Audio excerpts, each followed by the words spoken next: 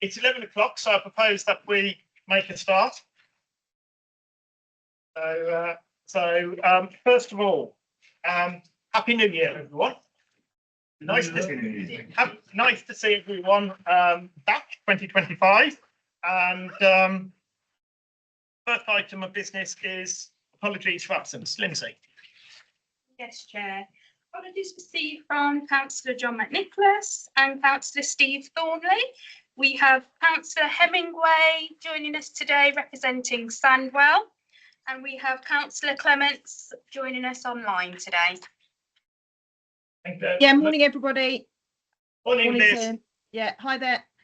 Does anyone have any other apologies? No?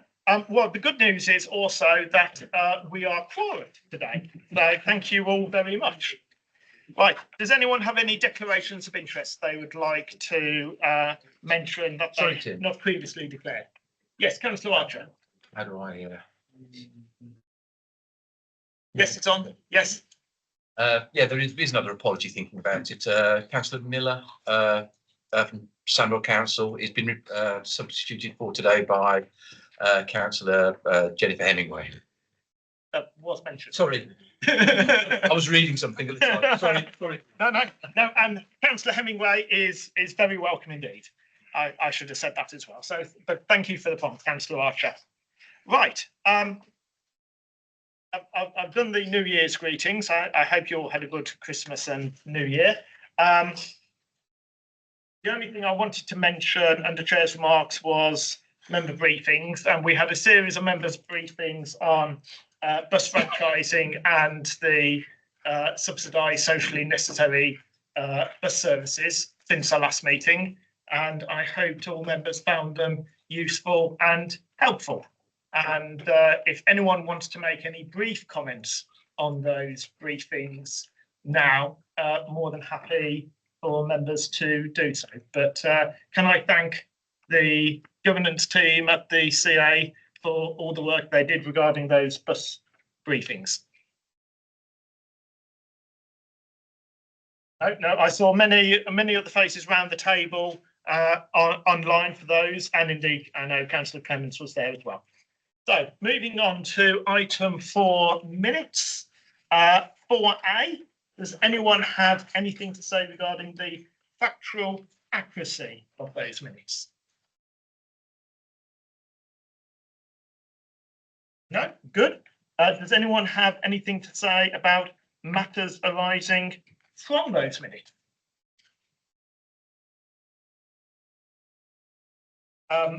All I would say under that is that I think the bus depot strategy is going to be absolutely critical, whether or not we go down the route of franchising.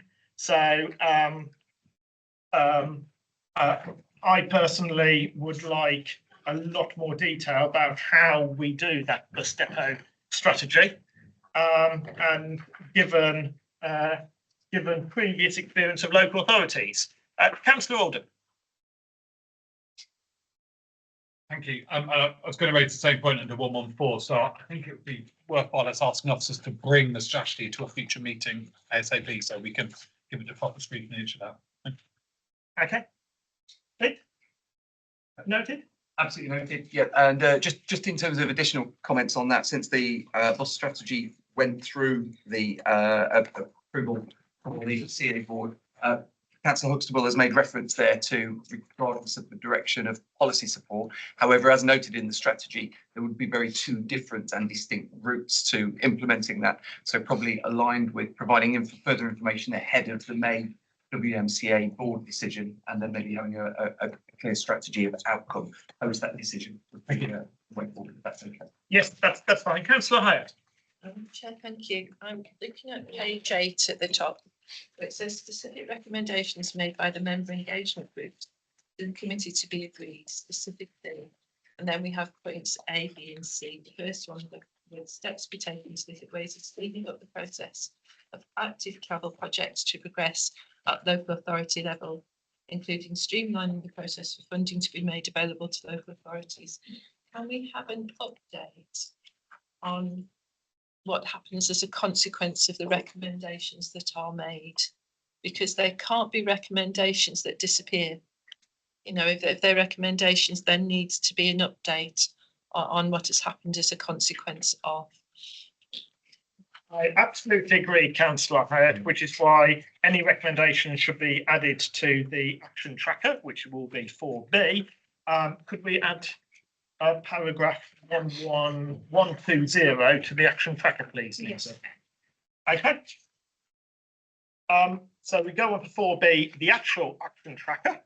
Does anyone want to make any comments on anything on the action tracker? Most have been completed. There's one item in progress, and that's the Transport Capital Delivery Programme, item 9. How are we doing on that one? Chair, the progress, I think, is within the next report, comes to the next meeting on that one. So therefore it is in progress. Hence it's not reported as completed because it will come forward as part of the next report. Okay, cool. And it says ring and ride report to be added to the work programme. I'm quite conscious that a paper still hasn't gone to board. Could you give us an update as to when it's likely to go to the board, please, Pete? Yes, Chair, I think it's been revised to be added to the forward plan. I know this is slightly out of sync with the minutes of the last meeting because then there were further discussions took place on the back of that. It's due to come to the next TDOSC meeting en route to the board. So there will be a further update provided for the March meeting for Ring and Ride and given a briefing to members in advance of that through the main committee as well. Okay, and spoiler alert, the next meeting of the TDOC committee is on Monday, the 10th of March, so that it's in advance of the board meeting, which is going to be, I believe, on Friday, the 14th of March. Is that correct? So we will see the paper in advance of the board, be able to make recommendations, be able to give comments on it, so that they can be fed through both in a written format and also verbally to the board meeting on the 14th. Did anyone want to say anything on Ring and Ride? No? Okay, excellent. So that moves us swiftly on to item 5, the English Devolution White Paper verbal update, and that's you, Dan, I believe. Thank you, Chair. So it's a verbal update from me, but within your pack, you will see the executive summary of the devolution white paper. It's on page 22 of you. And the white paper itself was published just before Christmas, so last month.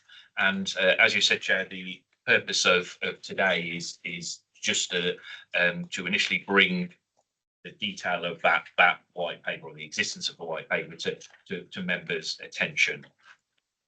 Specific work that the Combined Authority is doing at the moment and is expected to carry on into February is that the policy team are doing a line-by-line review of the white paper, which is considerable, over 100 pages, but to look at exactly what it might mean for the Combined Authority and for Transport for West Midlands. So that work is ongoing at the moment. If you do look at the white paper, you'll see that it is perhaps more general than specific. And as is the way of these things, the white paper itself will evolve into a devolution bill where there'll be more detail. So at the moment, we have kind of broad statements without the detail, but that's a piece of work that say officers here are doing to look at what the various sections of the white paper might mean for Combined Authority, obviously scrutiny as well, and TFWM.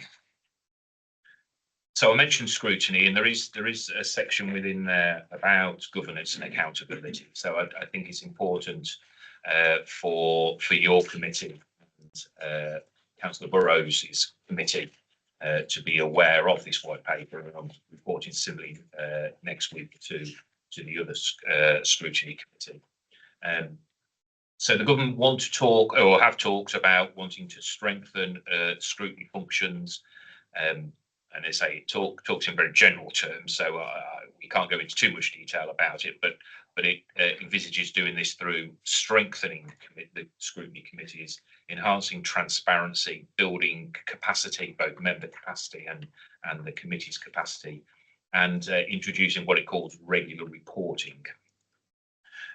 So there's lots there that we will get into, I think, during the course of the year.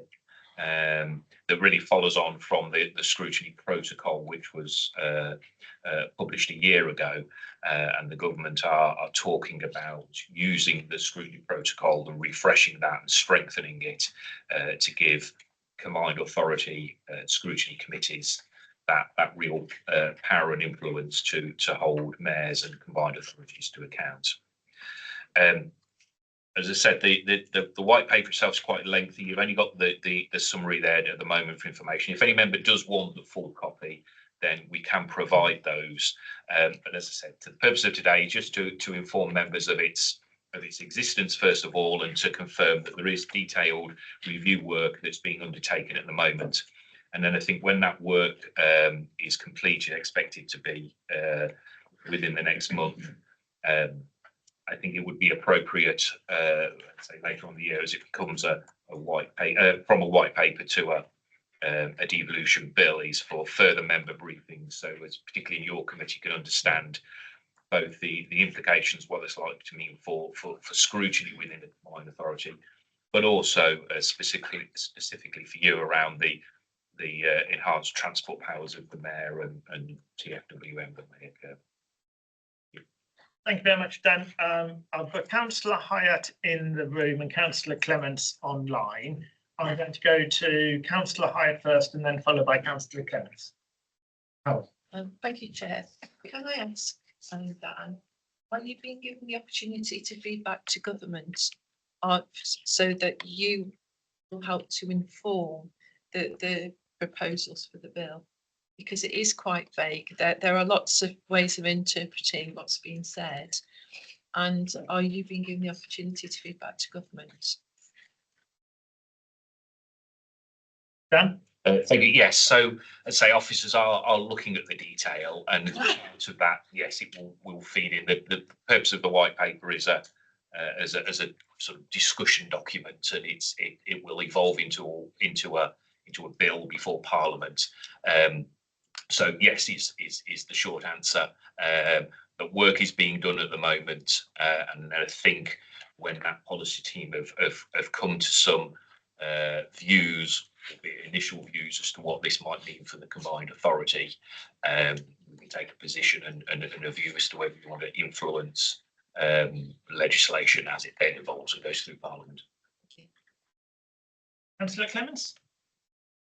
Thanks, Chair, and thanks, Dan, for the overview of the white paper. I just wanted to ask, in relation to quorums for CA scrutiny committees, is there any reference to that? Because obviously Tim noted at the beginning of the meeting that the meeting's quorum with the people in the room, which obviously that's can be quite a rare occurrence for CA scrutiny meetings. It certainly was when I was on the scrutiny committee before in the run up to 2022, and I've always understood that the quorum is 2/3 for the combined authority, whereas in our certainly in Birmingham City Council for scrutiny committees, it's a half. So I'm curious about that. And then the other relating to that, given that I'm having to join on today online because of stuff going on in my life, I just wondered, has the CA done a response to the consultation that the government was doing before Christmas on governance and allowing on the role of online meetings, and whether they could actually become a formal part of council and CA proceedings like they were during COVID? Thank you. So in respect of the hybrid meeting consultation that the government undertook, just before Christmas, yes, the combined authority responded. It was supportive of the principle, and I think it's worth just noting that the consultation was around the principle, and the expectation is if when the government legislates to allow hybrid meetings, it will actually empower each authority, local authorities, combined authorities, to make that decision for themselves. So rather than the expectation is rather than saying hybrid meetings are now permitted, this future legislation will say authorities can determine for themselves whether they wish to have hybrid meetings. So as a principle, we're supportive, recognising that technically as an authority, we haven't taken a decision in respect of our own meetings. But I think the comments that you said, and I know just members generally have said about the benefit of hybrid meetings, that is something that, particularly for a combined authority over a big geographical area, is something that would be supported. So I think the direction of travel is going in the way that that most members would support, to give us that flexibility. In respect of quorum, again, so there's nothing specific in the white paper, and as I said, it's very general. However, the government and civil servants are very aware from both ourselves and other combined authorities that the restrictions of a high quoracy is placed on our meetings. And if you're asking me my opinion, it would be that I think there may be movements to ease that and not have it at such a high level, because it is restrictive. We don't have any local discretion to change that. But I know all combined authorities for a number of years have reported the problems that this has caused, and I think again the direction of travel is to change that quality threshold to sort of empower committees and not make it such a restrictive condition. So again, I think it's again going in the direction that people want it to. Thanks, Dan. Thanks, Chair. Okay, thank you. All I would say is that of the 4 meetings this municipal year of this TDOTS committee, Dan, I believe that 3 out of 4 have been quorate, which is 75%, yeah. if my math is correct. So, so thank you all members for ensuring that we have reached quorum for 75% of the meetings this financial year. If no one else has got any other questions, I've got a few. In terms of the geographical reach of the combined authority area, do we have any initial indications over that? Noting that the Mayor is also the chair of the West Midlands Rail Executive, which obviously covers the region rather than just the combined authority area, does that play into it as well? Point 2 is, and I've raised this on numerous occasions, what I see to be the democratic deficit in terms of the metro, because we have elected members on the Bus Alliance, we have elected members as board directors, so for example, Councillor Pervez Akhtar on the West Midlands Rail Executive, and me as an observer member. But as far as I'm aware, there's very little, if any, regarding the metro. And you talk about enhanced powers for scrutiny. Without being definite, because we can't be definite, could you just give us a flavour or an indication as to what those enhanced powers could potentially be? Thanks, Dan. Forgive me, I'll answer no. No, without being flippant, the answer to those questions are they're to be determined, and I was conscious in bringing the white paper before you that, of course, it then leads to questions. What does this specifically mean? What might this exactly be? I would just say we're a little bit ahead of that at the moment. So there will be a lot of work, for example, around scrutiny powers and improving the scrutiny protocol. There's nothing from the government at the moment that suggests what they may be, other than an intention and recognition that it would be a good thing to do. And so I would just ask, maybe we do need just to let that work through, and certainly as the sort of general comment evolves into a more specific proposal, we will very much involve both the chairs, certainly the chairs, but and vice chairs, but members as well, because it's important that you're part of those discussions. So it's a case of holding fire with that. the work around the details, so around the sort of geography, I mean, I'm not aware of any intention to change the geography of the combined authority. But again, that work that the policy team are doing to go through and to look at that, I think it probably your questions will be best answered when that work is done, which will be next month. So it's not a long way where they can actually drill down into what it might mean and can then present that more detail to members at that stage. So if we can make a note of the questions but know that is what members are interested in, absolutely, then we will come back at in the next couple of weeks with that detail. And one further question on page 26. I'm quite intrigued by the first bullet point under reforming and joining up public services, where it says where geographies align with the Police and Crime Commissioner and Fire and Rescue Authorities, which of course they do in the West Midlands Combined Authority area, mayors will by default be responsible for those services. Could you tell us any more about that, Dan? Well, I mean that is clearly written within the white paper, and to everyone's reading that there's no disputing what that means. But what that means, therefore, for the West Midlands Combined Authority, for the West Midlands Fire and Rescue Authority, for the Police and Crime Commissioner, is matters that will need to be worked through in detail, not necessarily for this committee, but for the other Overview Scrutiny Committee. You know, we will need to think what specifically that means for scrutiny, and if there are police and fire powers coming into the combined authority, how we ensure that those services are properly scrutinised and the decision makers held to account. But I think at the moment I'll just say that the white paper is very clear on the government's view in regard to bringing those services together. So by default means, I'm assuming no further consultation. It just happens. The government are indicating what they intend to do. Thank you, Dan. Okay. Any other questions that anyone has thought of on? Yes.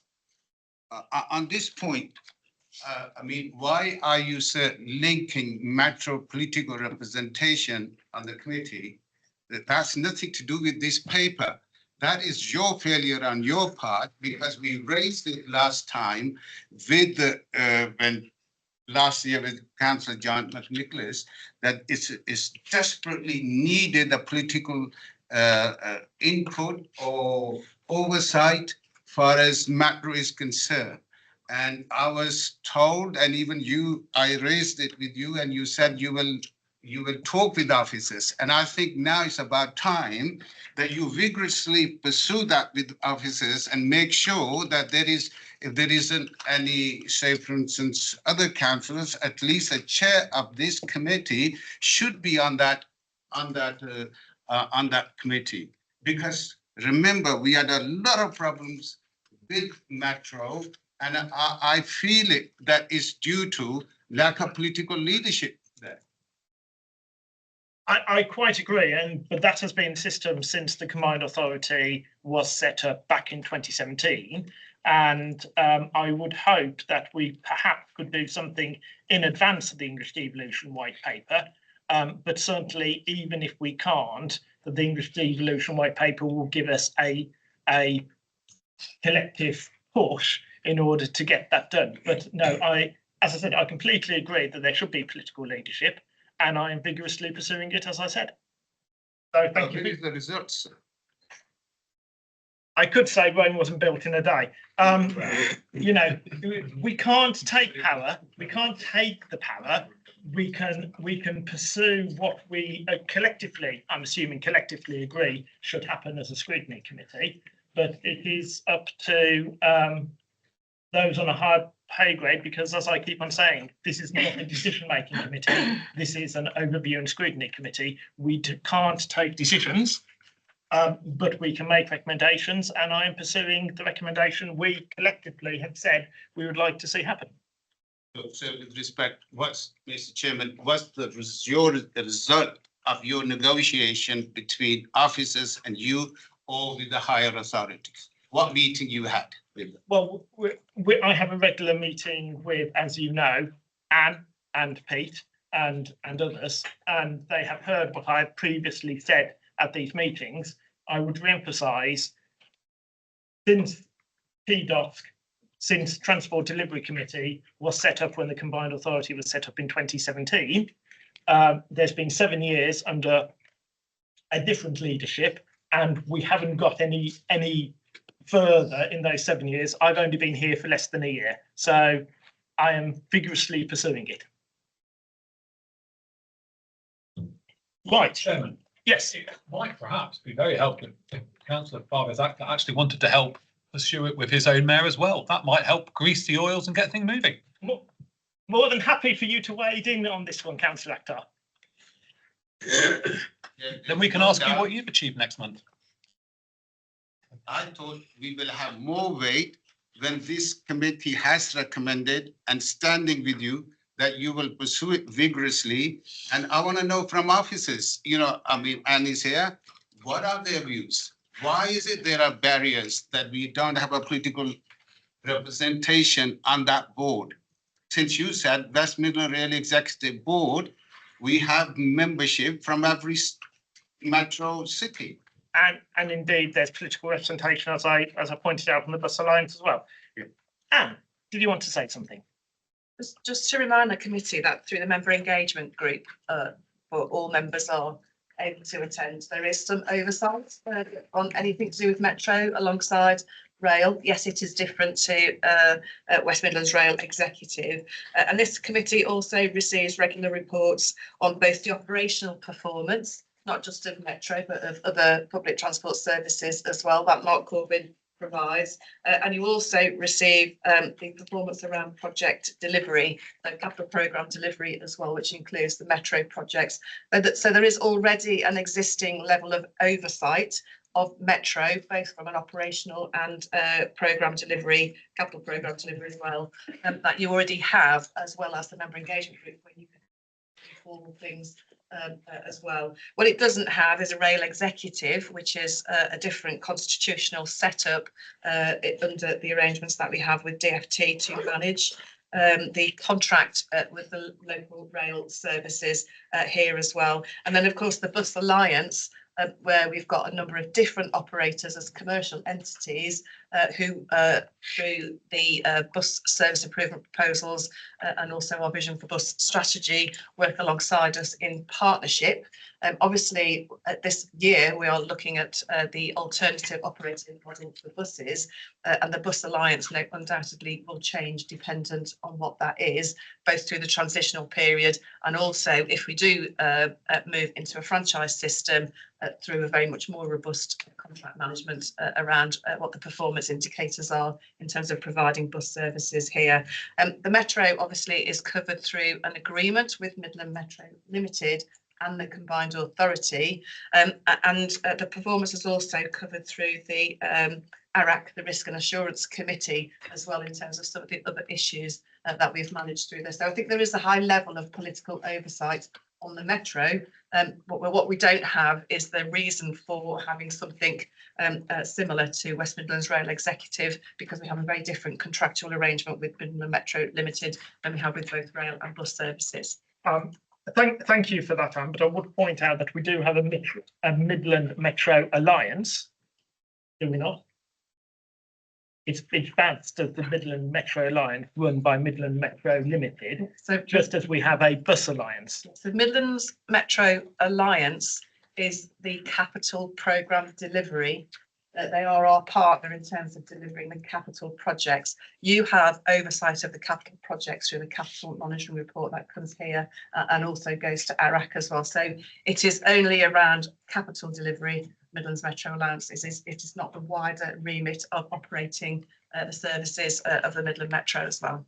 Okay, but I think you've heard loudly and clearly the views of this committee. If we leave it like I that. have heard, but we also have a range of where you are also have the oversight as well. So what additionality would anything separate? We need to have a review of what that looks like. But what additionality would it give to what you already have as councillors? And final question, would the English devolution white paper spur that potentially? I would suggest not in that level of detail, no. Yeah. Yes, I have a lot of respect for officers. They are highly, very intelligent, and we listen to their advice. But as far as I'm concerned, it's the political leadership which makes the decision. On Midland Metro Limited, Midland Metro Alliance, we have no political representation. And when it comes to the reporting for last one whole year, for 24 months, as far as our reports concerning capital program is concerned, they are, for the moment, we're still working on it. So there isn't a proper scrutinized reports about capital delivery. The officers are vigorously, I understand they are working, Jenny and other officers, but the reports were lacking in information. So political representation is important. The buck stops with us. And these organizations where the decisions are made, the officers sit, there should be a chair at least from this committee. as I've said, I think as a committee, we sign up to that, and that Anne has heard yet again the view of this committee loudly and clearly. But I'd like to move on to the next. Yes, Councillor Alden. So, perhaps a useful next step might be that Councillor Akhtar, myself and yourself as the chair of the Opening and Scrutiny Committee and the chair of the Metro and the Finance MEGs write jointly to the Mayor about this issue and ask for it to be expedited in trying to get a resolution, because that would sort of cover all of the areas where we're currently getting bits of information and be able to make that point. If Councillor Akhtar is happy to lend his name. Chair, the letter should go from the whole committee. That's fine as well, yeah. Yeah, okay, I will ask Lindsay to draft something up for me to sign on behalf of the whole committee. Okay, but if we could circulate it in advance to the membership to receive any feedback before we send it to the Mayor and before I sign it. Thank you. Okay, thank you all very much for that. Took an unexpected turn, but there we go. Item 6, bus reform consultation. I've got under here Steve Hayes and Rachel. I can see Rachel. I can't see Steve. Rachel. Head of Marketing and Engagement here at the Combined Authority. So I do have a presentation which I will share on screen, just to talk through the process of the bus franchising consultation that launched last Monday and how we're engaging with residents, stakeholders and members. Rachel, could you just put your microphone on, please, so we can hear you? I don't have one, but I can see Well, one. can we? Yes, thank you. Is that better? Yeah, if it could possibly be a bit nearer. Any better? Yes. Yeah, okay. I'll try and talk loud as well.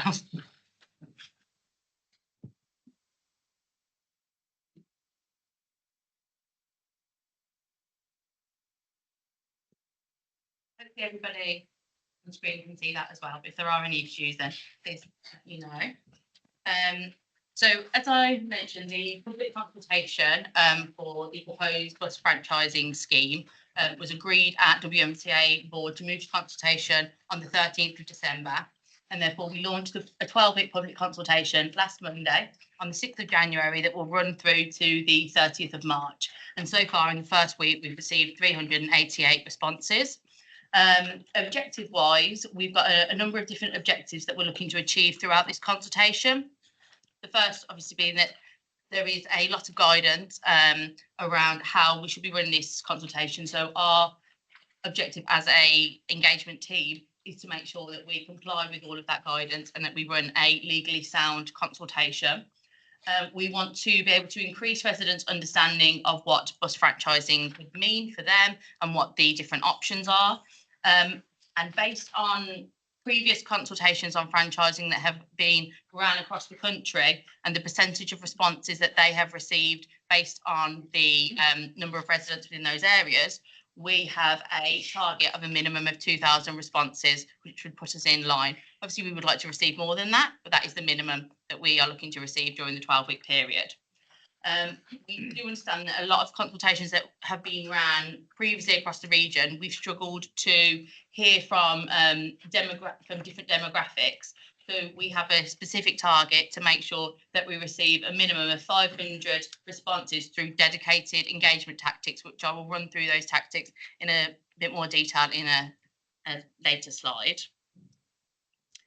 So audience-wise, we have a number of statutory consultees that are set out in the guidance, which you will see on the left-hand side of this column, which include operators, local authorities within the West Midlands boundary, neighbouring local authorities, the Chief Police Officer, Traffic Commissioner, and the Competitions and Markets Authority.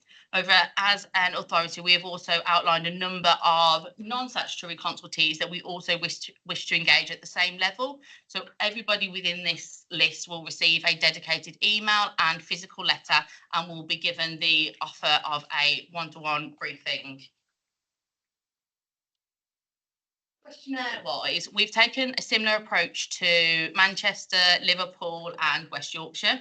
There are a lot of technical legal questions that we have to ask, and they can be quite daunting and a bit restrictive. So as well as having those in a longer questionnaire, we've also compiled a shorter questionnaire which asks questions around the general idea of franchising. And this is the this contains 9 questions, which are also within the longer one, but is what we're promoting more to bus users and to the general public.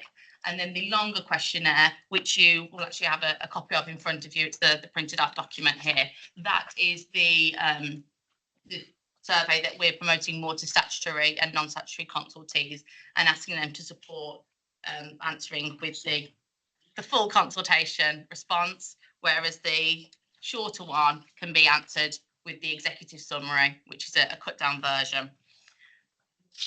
Response mechanisms, we have an online portal called Commonplace, which a lot of local authorities also use for their consultations, where people are able to answer either the shorter or the longer questionnaire. There's a number of different ways that they can respond. They can type their response, they can submit voice notes, which will be transcribed as well, so they don't have to write out their responses.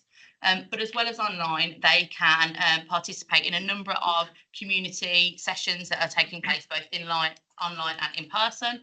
And there are hard copies within bus stations, libraries, leisure centres, where they can fill out written responses, and they can also email us or they can post a response back to us as well.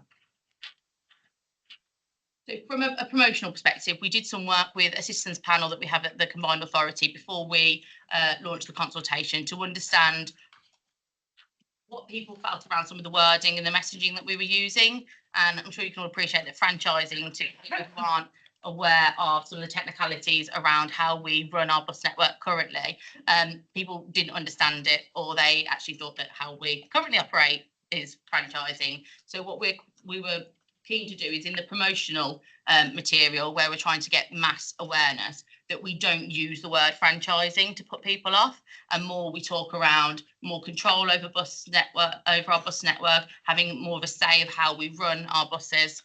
So these are the key messages, and then there is subsequent messaging that sits behind this. One of the promotional tools that we've produced as well are a number of different videos, and I do have one of those included in the presentation. It's only 2 minutes long, but it shows how we are explaining what bus franchising means for residents of the West Midlands and how we are trying to encourage responses. So I'll just play that, hopefully if the sound works. This is your chance to have your say on how buses should be run across the West Midlands. In the last year, there were over 240 million bus journeys across the region, around 80% of all public transport journeys. Our bus network is operated by private companies, and currently they decide timetables, routes and fares. Bus use has been in decline for many years, and a large part of this has been the increase in car ownership and use. Despite this, bus continues to play a key role in connecting people to friends and family, jobs, leisure and education. And if we want our transport network to be safe, efficient and reliable, then investing in better buses is important. Although services are mostly planned by private companies, the network has become increasingly reliant on public funding to keep services running. We understand that many residents would like better bus services. The way buses are currently planned and operated means that Transport for West Midlands, part of the West Midlands Combined Authority, and the region's 7 local authorities have limited influence in how money for the bus network is spent. There are a number of ways we believe we could improve the passenger experience, one of which is by bringing the bus network into public control. This means services would continue to be operated by private companies under contract to Transport for West Midlands, who would specify the routes, timetables, fares and quality standards, and take action when bus services are not up to scratch. We want to hear your thoughts on this. We want to deliver an affordable, efficient and effective bus network, which provides better journeys for everyone. Have your say at tfwm.org.uk/bus reform. Apologies, there is subtitles on that videos, but they weren't turned on for that. So as I mentioned, we have a number of different videos. We have the full one that talks in general about franchising, but then we also have individual videos that explain each of the individual cases that make up the franchising assessment as well. And from a promotional perspective, so this is more the wide-ranging, trying to get broad awareness. We are using a number of different tactics that include billboards, digital screens. We're using posters in our bus stations, at bus stops, and press adverts. From a digital perspective, we have a dedicated web page within our TFWM website that is also linked from the WMCA website and a number of local authorities' websites too. We have a social media campaign, paid search, and the cut down versions of those videos are also being used across YouTube.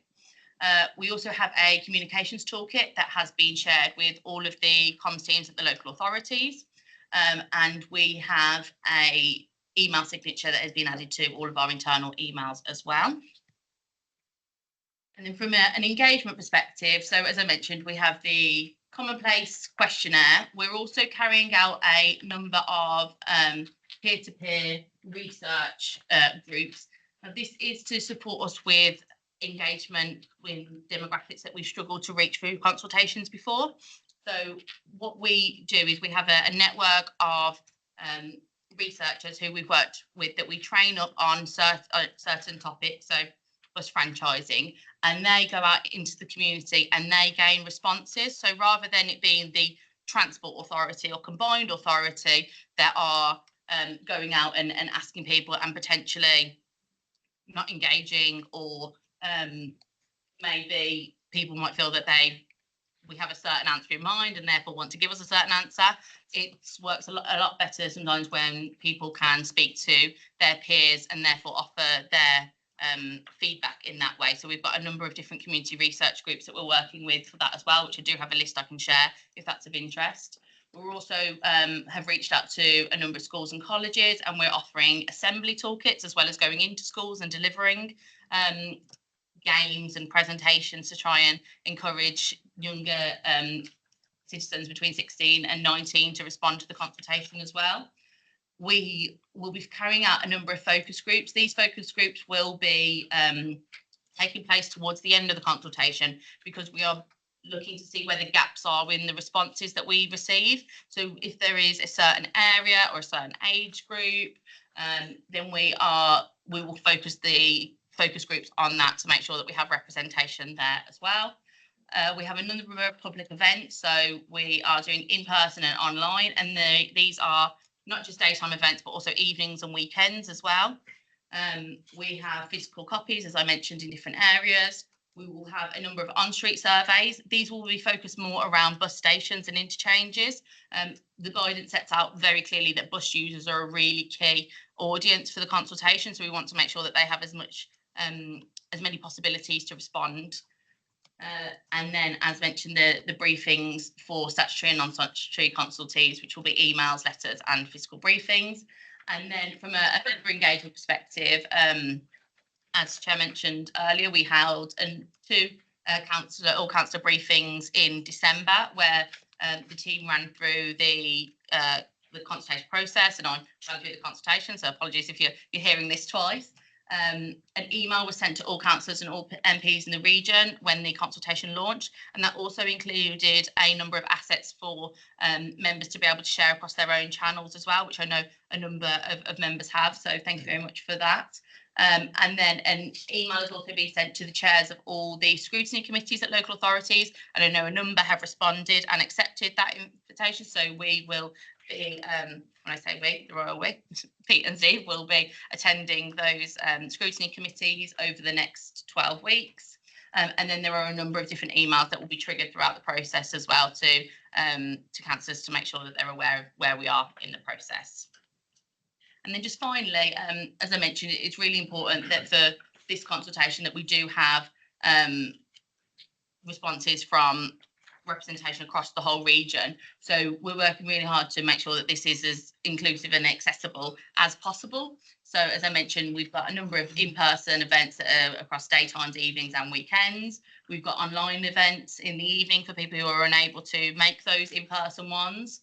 We have had the executive summary and the FAQ documents translated and easy read versions created as well. And as mentioned, some of the tactics that we are doing through the engagement, peer-to-peer researchers and on-street surveys, printed versions, and the fact that we're accepting voice notes as well as written responses to the consultations, and all videos include subtitles, even though the one that I showed didn't, but they do include them as well. And that is it from myself. Okay, the number of comments from members. So I'm going to go to Councillor Locke first and then Councillor Hyatt. Thank you, Chair.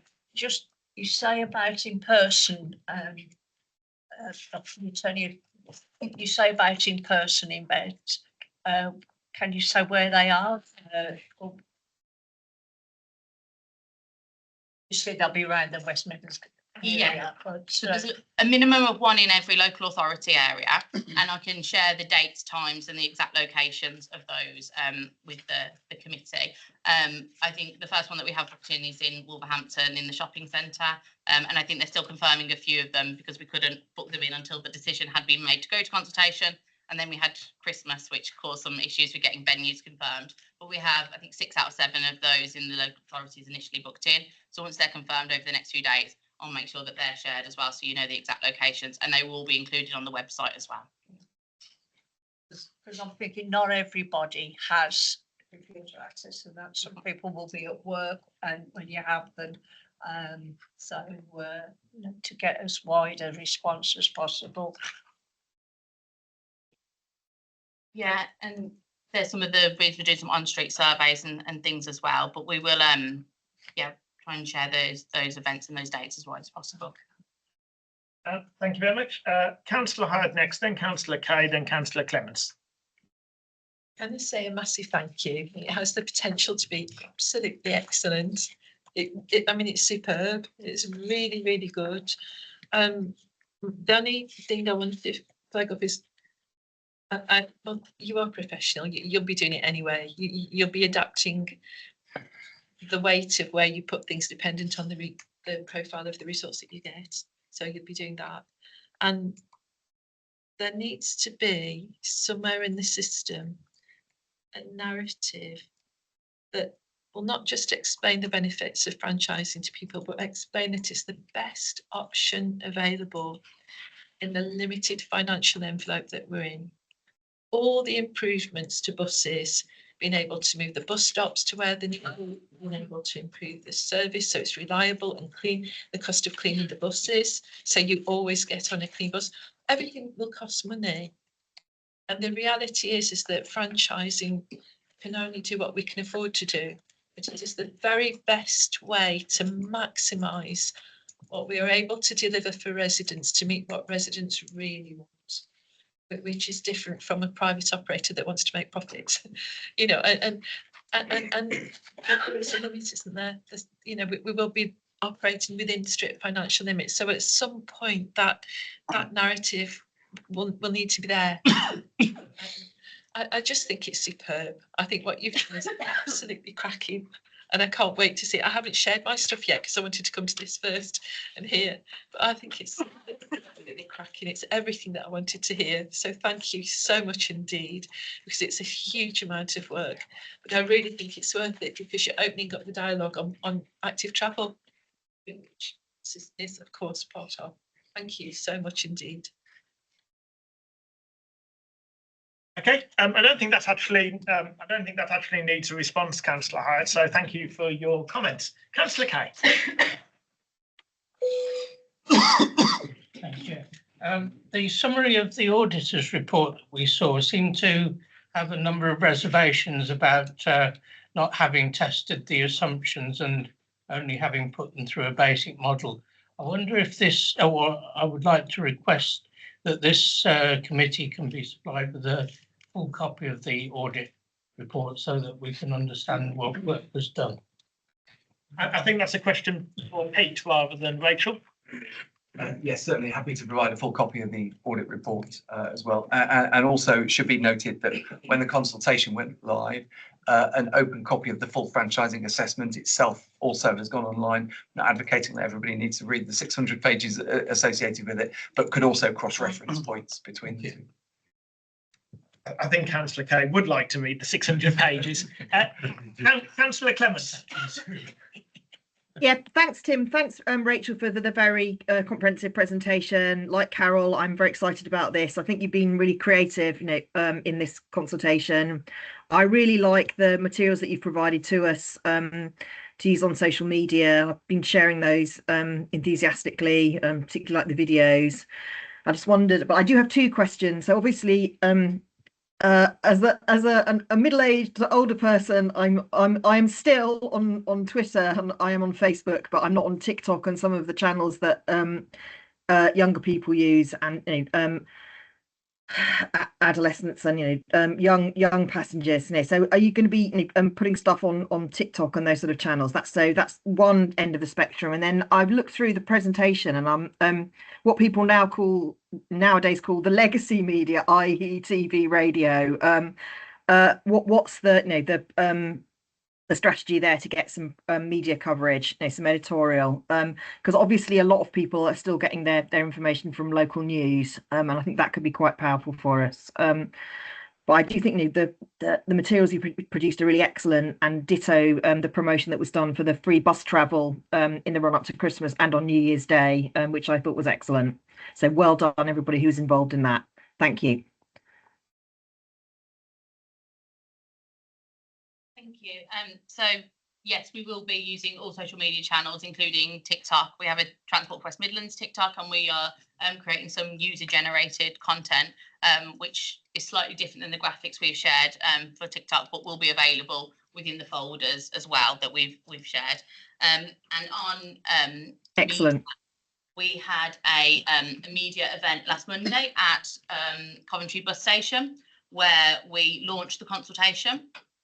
And we had a great show there. We had broadcasts from BBC, ITV, and we also had a number of radio stations and print media in attendance as well. And we've had an initial report of that to show some of the findings, and the reach has been incredibly high on that as well. So, but we will continue to look for opportunities to engage the media over the next 12 weeks as well, to continue to promote the consultation as much as we can. Chair, can I have a supplementary question, please? Of course.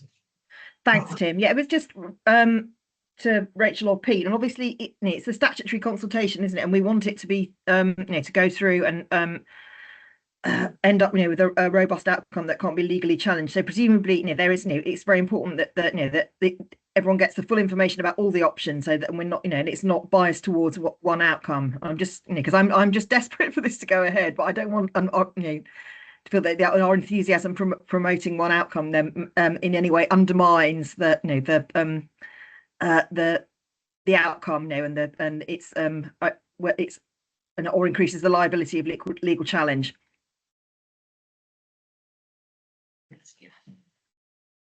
Thank you, Councillor Clements. Yeah, I think just to assure you that the process that's been undertaken is robustly set out to align with the requirements of the legislation, so that it is clear and that the responses to the consultation can be assessed in such a way that we are we're absolutely clear that all options have been assessed. And then what we are consulting on is then clearly communicated, and we get responses on what we're clearly communicating on. In terms of the legalese of this, that's actually the franchising scheme that's set out on the website. It's a very short but important document. And then the wider information that Rachel's referred to is designed to give people a wider holistic understanding of what is quite a legal process actually, and people's comments on it. So we do feel that as long as we can capture the volumes that we're seeking and engage with all of the stakeholders that we're required to, then we will have a robust response to the consultation that will stand scrutiny. Excellent. Thanks for the reassurance, Pete. Councillor Akhtar. Thank you, Chair. Rachel, it is good far as consultation is concerned, but I feel slightly it's lacking explaining people that the difference, why we are going for franchising and what is the present system. As you slightly mentioned that for the moment, we don't have control, the local authorities or the transport authority doesn't have control over fares, routes, or frequency. That should be emphasized more, that we can be nice and pleasant to them, but if they don't make profits, the routes are cut. Not that the cars are increased, the cars have increased, yes, but also because of lack of public transport. That is one reason, and that is why we have congestion and air pollution. And that's two other issues I think we should highlight. And also, I think we need to highlight that not only West Midland Combined Authority, but also our northern brothers and sisters, the Manchester already gone, the Liverpool, the North Yorkshire, and London never was deregulated.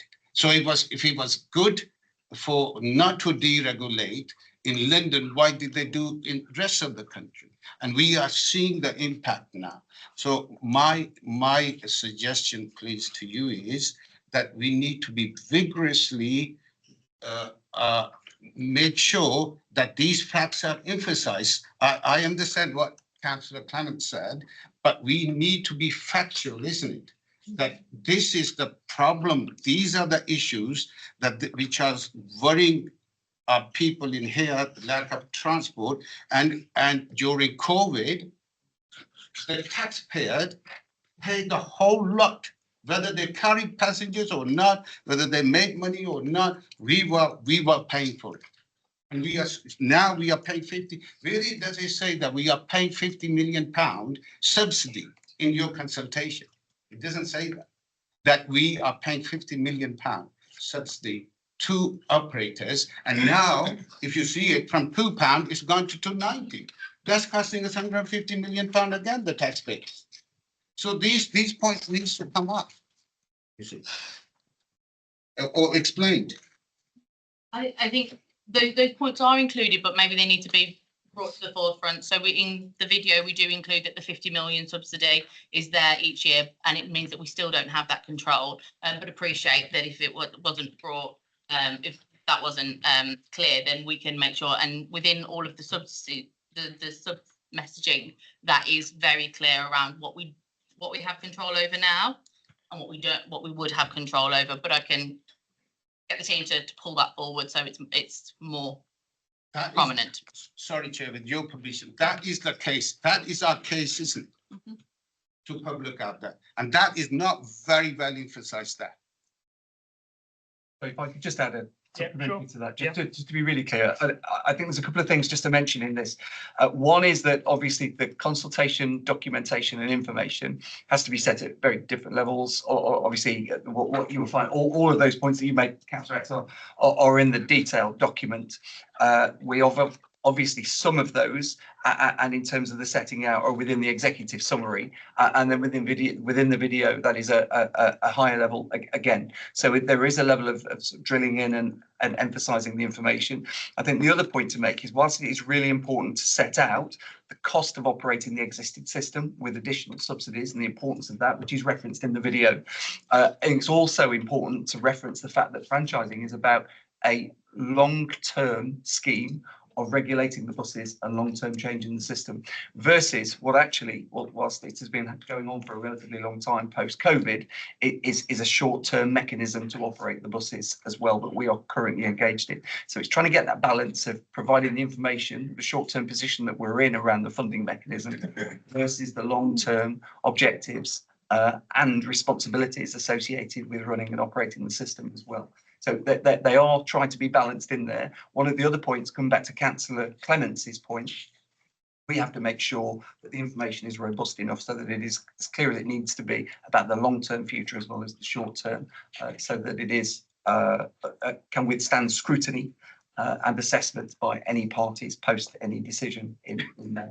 So that also is just a bit of a nuance on why some of these points are balanced in the information that they provide. Thank you, Pete. I'm going to call in Councillor Singh next, then Councillor Alden, and then come back to Councillor Locke.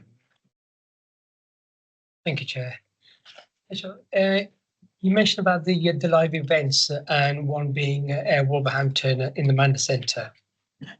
What specific day is it? Because obviously we want to have an event where there's a lot more footfall, which is Friday, Saturday, or when there's an outside market. Will it be one of those days that you'll be carrying out the event? Also, have you got any plans in going to NHS hospitals where there's a huge footfall in hospitals? The Royal Wolverhampton Hospital,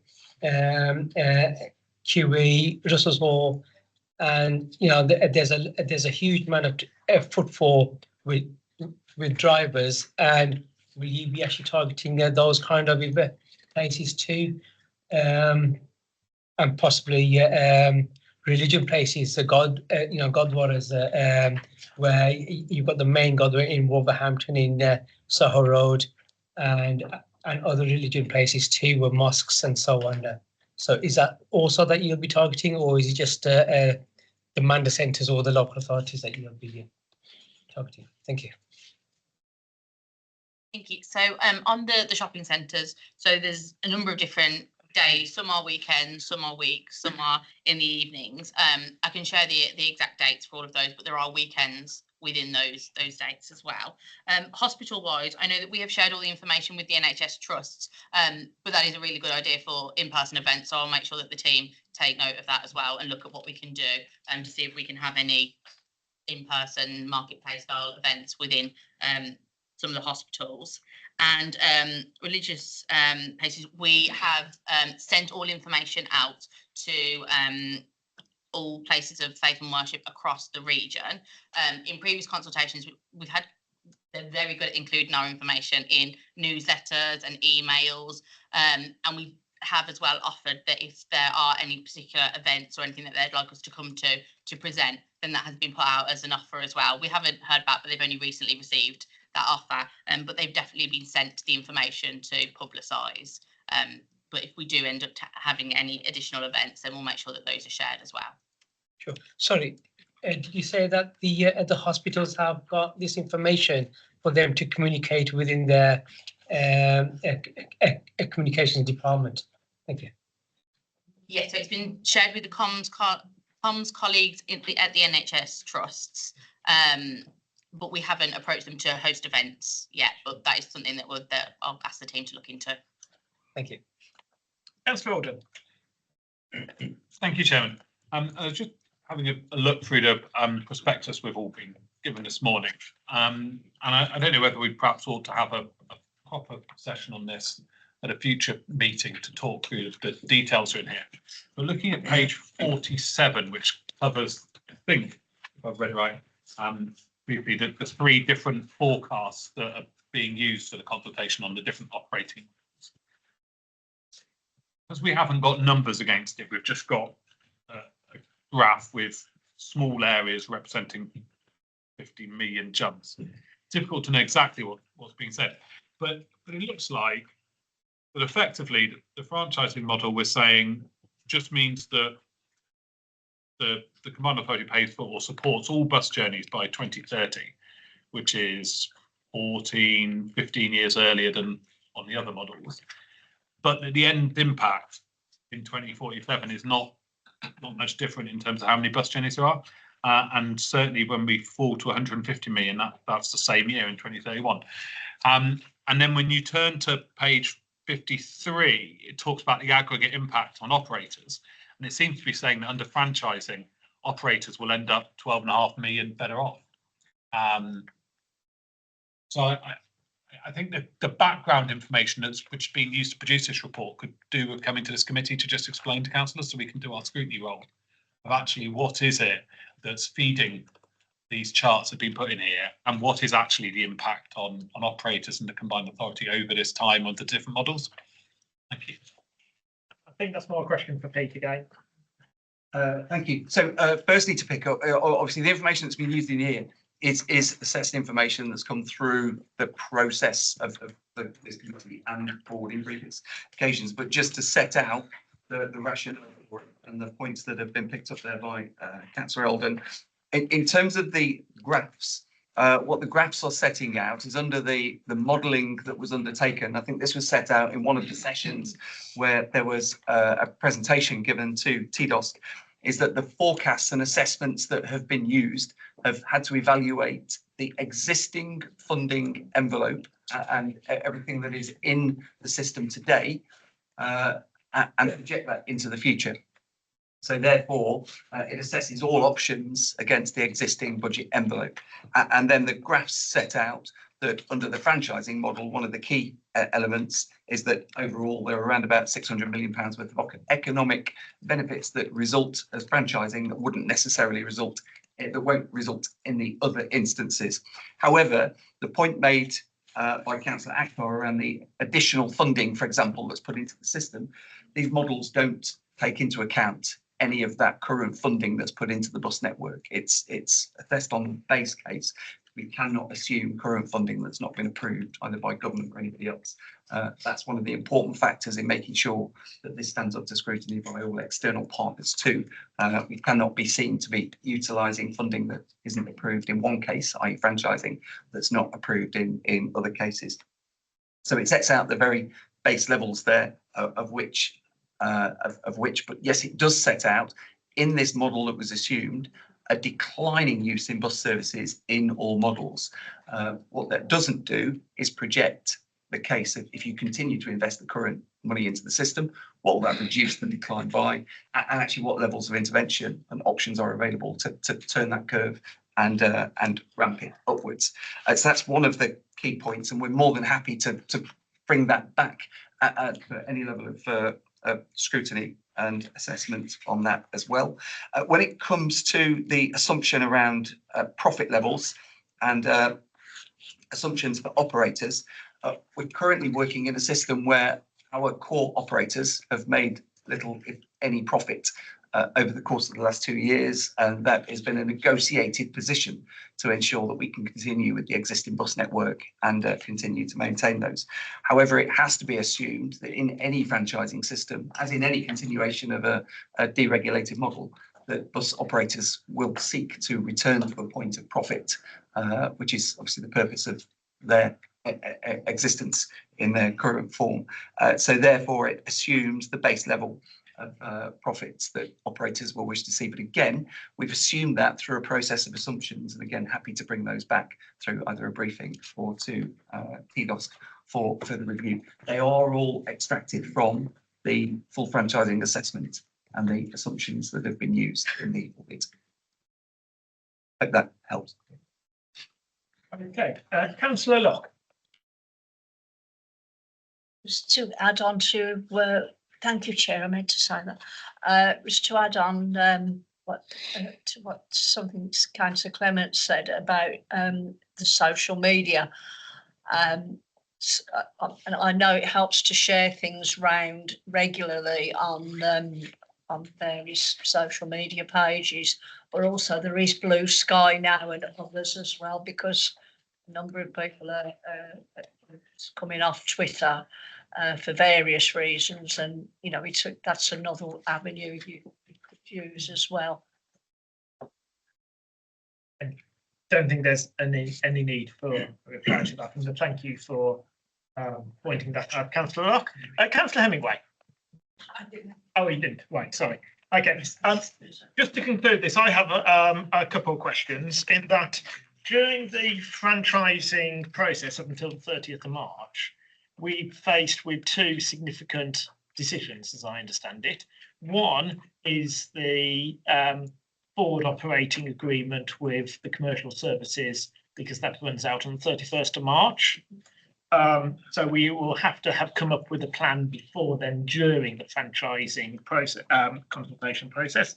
And the other is there's a lot of socially necessary bus contracts up on the 31st of March. And again, we will have to determine the future of those during the franchising consultation process. Of course, that might have an impact on how the franchising consultation process is actually seen if we don't get those two right. Have we joined up all the dots? So that's question one.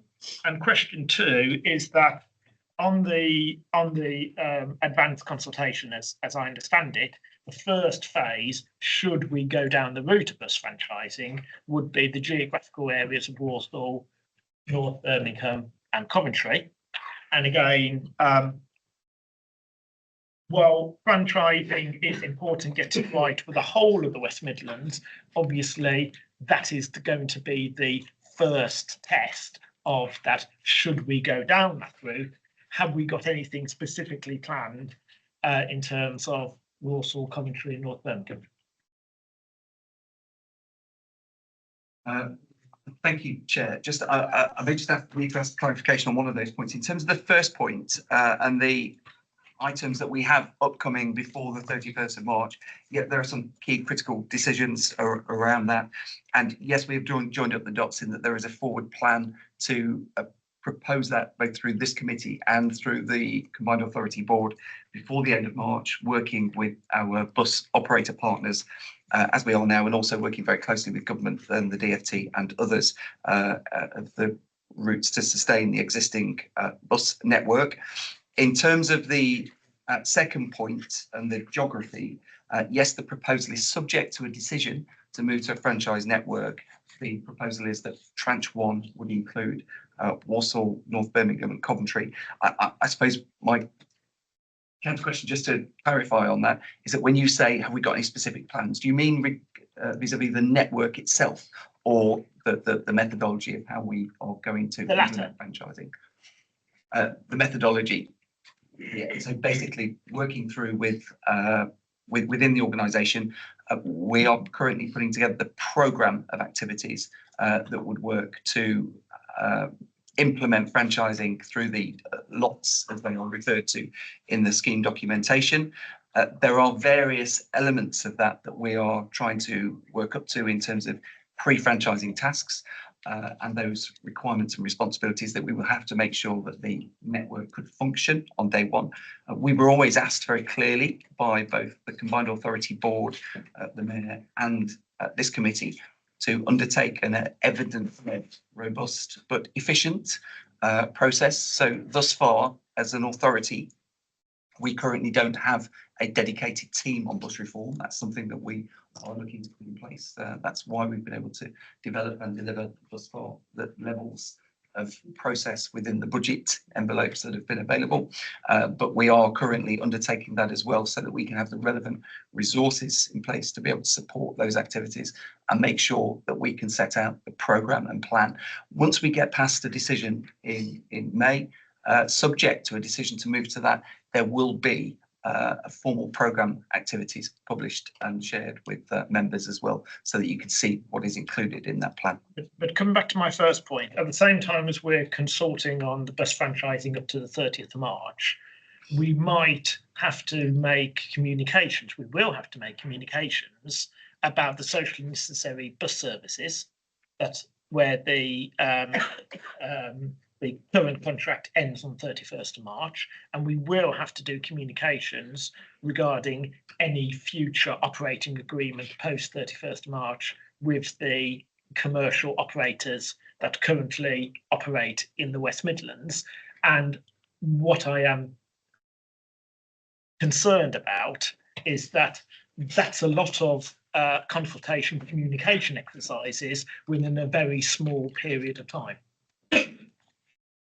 Yeah, absolutely noted. And yes, there is. One of the key points I should share with the committee, though, that we have undertaken for the proposals for those subsidised services that would be relet through the period is that for the first time we are letting those as not just route service contracts, but also as resource contracts, so that if there were any changes to the network related to either transition or longer term, that we have the ability to renegotiate those contracts with the operators as to what routes and services they're operating on. That currently has never happened to date. So everything that we've let has been directly on the service that is operated. And that gives us the ability to be able to let them as they currently exist, but also to consider whether there are any transitions around them. Our aim with that is to see if we can let those services as close to their existing as they are, so that we are not setting out a lot of change and confusion on the network at the same time as consulting also. Okay, thank you, Pete. Councillor Clements, was this on this point? It's a related point. I mean, just because of in this process, you're having to make sort of assumptions or projections about future numbers of passengers, fare box, etc. I just wondered, are you tracking what the impact, of the fare increase in January for single fares has been, and looking at the extent to which people are transferring to weekly passes or monthly passes, which still give them the cheaper options, obviously for that status you could get from National Express. And wasn't it the case that when you had the bonfire of the bus tickets last year, as part of the bus service improvement plan, we actually saw an increase in ridership on buses? Because I suppose my hope with franchising, if it goes through and we have the powers to set the routes, the frequency, and the fares, then actually we will take full advantage of that power to look at the most economical fares for passengers, that also maintain viability for the CA. Thank you, Chair. Pete? Thank you. So just in terms of the response to that, yes, absolutely, we are tracking the impacts and working with the bus operators to understand not only the impacts of the £2 fare change, but also any transition to other tickets and how that is being used. And yes, Councillor Clements, that did have an impact with the fares last July with the bonfire bus tickets. With regards to the weeklies, the monthlies and others, that continues to be the case, because the only major change that we've seen at the beginning of January is to the single fare tickets. But actually, we are anticipating that will see a bit of a migration from single tickets to others, day tickets and others as well.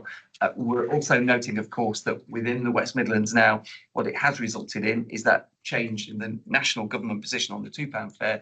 We're seeing different single fares as well around different operators currently. So we're tracking the impact of that also, because that loses us the simplicity message, as it were. Okay, hopefully that's answered your question, Councillor Clements. Councillor Akhtar, because I don't see anyone else indicating, so this will be the last comment. Yeah, Chair, I want to know from officers that after consultation, the decision will be made by West Midland Combined Authority Board, or will it be just made by the mayor? That's one point. And the second thing is, Pete, what influence or what input you guys have put in increasing the fare from £2 to £2.90, or was it just you made the representation and they decided £2.90? Yes, so on the first point, just to be clear, in terms of the powers, the power is a mayoral power for franchising the buses. So that would see, and I'm not the lawyer in the room, so please take the information that it's given. It's a mayoral power to undertake that. I think thus far, the decisions to go to the stages, the mayor has requested that they go through Combined Authority Board as well. So there is alignment between those, and it's intended that this report will go to board. Its status at board is just to be confirmed, but ultimately the power sits as a mayoral power to make a decision. I think the mayor has invited the board decision all the way through this process thus far as well. In terms of, sorry, could you read? But Pete, on that, we know that the board is split. we watched the program. I watched the program. My other colleagues. So I just wanted a clear position that ultimately it will be the mayor who will make the decision. Ultimately, this is a mayoral power, yes. But I will need to confirm it's not. I can't put words in the mayor's mouth. That will be his decision. But the proposal is that the requirements of the law require that it's a mayoral decision. My second question was this 90p increase from £2. Yeah, so ultimately the £2.90 that we've seen and why we now have different fares is it is a matter of commercial decision again. So the government put the cap up to £3. So where in places around the country where the bus fares were above £3 for a single, which applies to a lot of more rural services as well, then those services are now capped at £3 using government funds. Where the fares were lower than £3, which was here in the West Midlands, the vast majority of our fares were below £3, then it was for the commercial operators to return. What we have seen is that National Express have returned to a £2.90 single fare that they're monitoring very closely. Stagecoach services within the conurbation are currently operating at £2.50 for a single fare as well. And most other operator services, including Diamond, are operating at £2.90 for the majority of their services as well. So we're seeing some differences, but that's down to the commercial operators on single fares. It's also worth just noting, although we have the enhanced partnership where we have agreements with operators for when we had the bonfire of bus tickets for the multiple tickets, day, weekly, month, they exclude any commitment to single fares. So we can't manage those single fares through the enhanced partnership. That is separate. That is a commercial decision for the operators. All the other can, single fares we can't. But we are engaging with them. But you have made representation for them not to increase the fares to 290. You must have made Transport West Midland officers must have negotiated or must have made a representation that it is unfair in the present climate when we have a cost of living crisis. Increasing that fare to that much is not fair.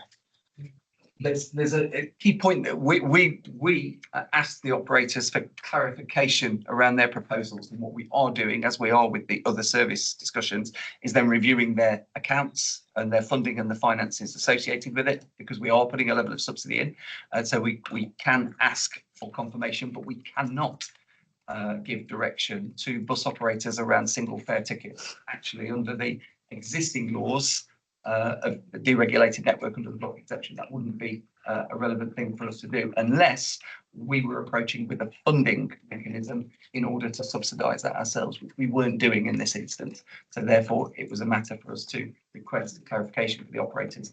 Hence, we've seen a difference in tickets.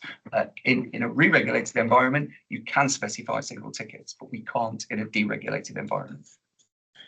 Okay, Councillor Chowdhury as indicated, followed by Councillor Clements. I'm keen to wrap this up. So okay, sorry, just a quick question. Yeah. Once the consultation is completed, will the fares come down before you franchise? Will the fares will come down? Yeah, that's the consultation is on the principle of taking control in the future, as the dates set out in there. But it's not a case that once a consultation's completed that you will automatically start to see fares decreases. That's part of an implementation and a long-term plan of assessment of how the fares are funded. So that's subject to any other wider subsidies, government or otherwise, then there may be options there, but that's not as a result of the consultation that's happening at the end of March. Franchising won't start until 2027 at the earliest. Yes. Councillor Clements. Yeah, thanks, Chairman. I just wanted to say, I mean, in regards to the raising the cap on single bus fares, I mean, I think the debate in government was, whether to maintain the cap at all. So the fact that it's at £3, I mean, I like Pervez, I am disappointed about that, because I think it will, have an impact on people's pockets. But it was inevitable because no funding had been earmarked for the fare cap beyond December 2024, and that's just simply the reality and the financial reality. I'm glad to hear Pete saying that companies are bringing in lower single fares, lower than the cap, for shorter journeys, because that affects quite a lot of the journeys that I do as a bus user in Birmingham. But I'm irked continually by the fact that there is no hopper ticket on the London model or on the model of the Stunden ticket in various big German cities that I know. And I gather that TfL, may have some funding issues with that, but I think that sort of ticket, which allows people to change within an hour, makes bus travel much more attractive and flexible for passengers, and we ought to be thinking about it. Thank you. I think that's more a comment than a question. So that concludes that item. We move on to item agenda 7, which is Nicola on Very Light Rail Regional Programme update. Nicola. Thank you very much, Rachel, for the presentation. Thank you. I'm Nicola Small and I work for Transport for West Midlands as the Regional Programme Director for VLR and the Coventry City Council on the Coventry VLR plan. So just to remind you, there are 3 projects within the VLR programme. There's Coventry City Council that are leading the development and delivery of a lightweight vehicle and shallow track form to drive down the cost of the capex and the opex cost of operation. There's the Dudley project, which is the Very Light Rail Innovation Centre, which is there to help support the Coventry project by providing the test site with the test track and facilities that we use there for carrying out the Coventry testing. They also have other projects to support the region. And then Transport West Midlands also have some funding to look at mass transit corridor studies, to look at where solutions are required to supply mass transit, but that does include assessing the use of Coventry VLR in the future for some of those corridors as well. So by way of an update over the programme, as you'll be aware from reading the papers, there's a high level of scrutiny over the Coventry VLR project. It remains a retained scheme by the Department of Transport, and as such we have an independent review panel in place with technical expertise to assess the project from a technical and commercial perspective before we can unlock funding to deliver the next stage. So the Coventry VLR programme is delivered in 4 stage gates, and Coventry are currently in stage gate 2. So they have delivered all of their stage gate 1 outputs, which was to set up 3 track test sites, which are there for you to go and visit if you so wish. There's one at Whitley, one at Dudley, and one at the University of Warwick. 2 of those test sites are instrumented and are collecting data, and what we've seen is that the track is outperforming our expectations, and it is performing well under those test conditions. And the next stage for the project now with the stage gate 2 funding is to deliver an on-road test.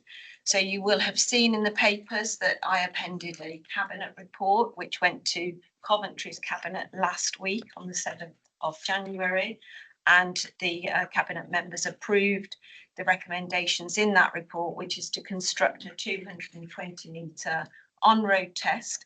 This is absolutely critical for Coventry to do and to be successful at, because in order to proceed we need to demonstrate that Coventry VLR can be built within the cost envelope proposed. It can be built within the time envelope, and perhaps most importantly that we prove that we can work with utilities companies in the way that we've said, because that is a key aspect to drive down the cost of future installation. The on-road test enables us to do that in a controlled way, and we do have support from Transport for West Midlands and DFT in carrying out that on-road test, and now with the cabinet members backing. It is due to go to full council this week for that those approvals to be ratified.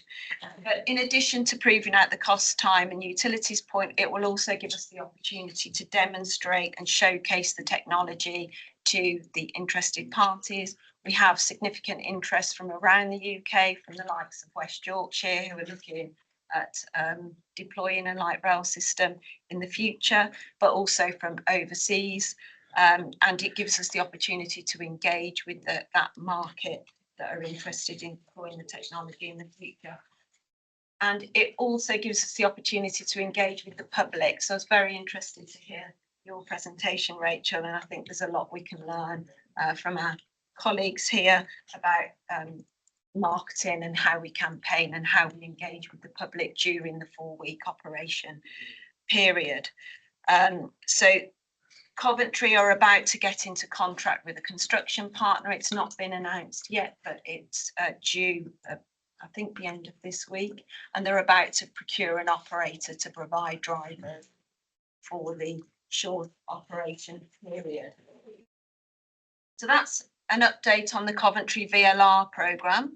If I turn my attention to the Innovation Centre at Dudley, there is a paper that's coming to the Combined Authority Board next month about the status of the Innovation Centre. They're currently in collaboration with a manufacturing group at the University of Warwick to look at how they can submit a commercial plan for the centre. There is a level of scrutiny over the Innovation Centre in that there's an independent review panel proposed to assess their commercial plan and their business case to access the allocation from the trust settlement. So before further money is invested, there will be that level of scrutiny. But in terms of what the centre is doing right now, they're working with Coventry on the testing programme. The CVLR vehicle is still located in the workshop for component testing. We'll be taking it out on the test tracks next month. We've been doing some analysis on the bogie performance. We're about to put the bogies back on next month. So the centre's really a great place for us to be developing this technology in the region. They're also going to be working with Midland Metro, and the CAP repairs programme will be in the engineering hall, and they're also working with Coventry University and the Catapults on the Clean Futures programme, which is about to kick off again with a new cohort in April, and that's supporting SMEs in the region to develop new clean technology, which we all benefit from in terms of addressing air quality issues. And then finally, the third project in the programme is the TFWM studies, looking at corridors. There are 4 studies that are at various stages. Those are summarised in the highlight report, and the most recent one is the opportunity for Coventry to look at the investment as a future corridor and for deployment for CVLR. So that project is about to get underway. So I hope that's a succinct update on a very complex programme, but I'm happy to take any questions. Just one, Mr. Chairman, if I may. Yes, Councillor Kittle. The Innovation Centre in Dudley, is it now fully equipped? There's always more equipment that they can make use of, but it's equipped enough to do the jobs that the projects that they've got. But there's always opportunity to do more. So the definition of fully equipped, they've got enough to do the work that they've got at the moment, but we'll see. Purposes of VLR. Yeah, for the purposes of VLR, they are fully equipped. You have a supplementary, Councillor Kettle? Not at this point, Mr. Chairman. Councillor Kay. Thanks, Chair. The extensive tram systems of the 1950s were closed down because they were dangerous and expensive.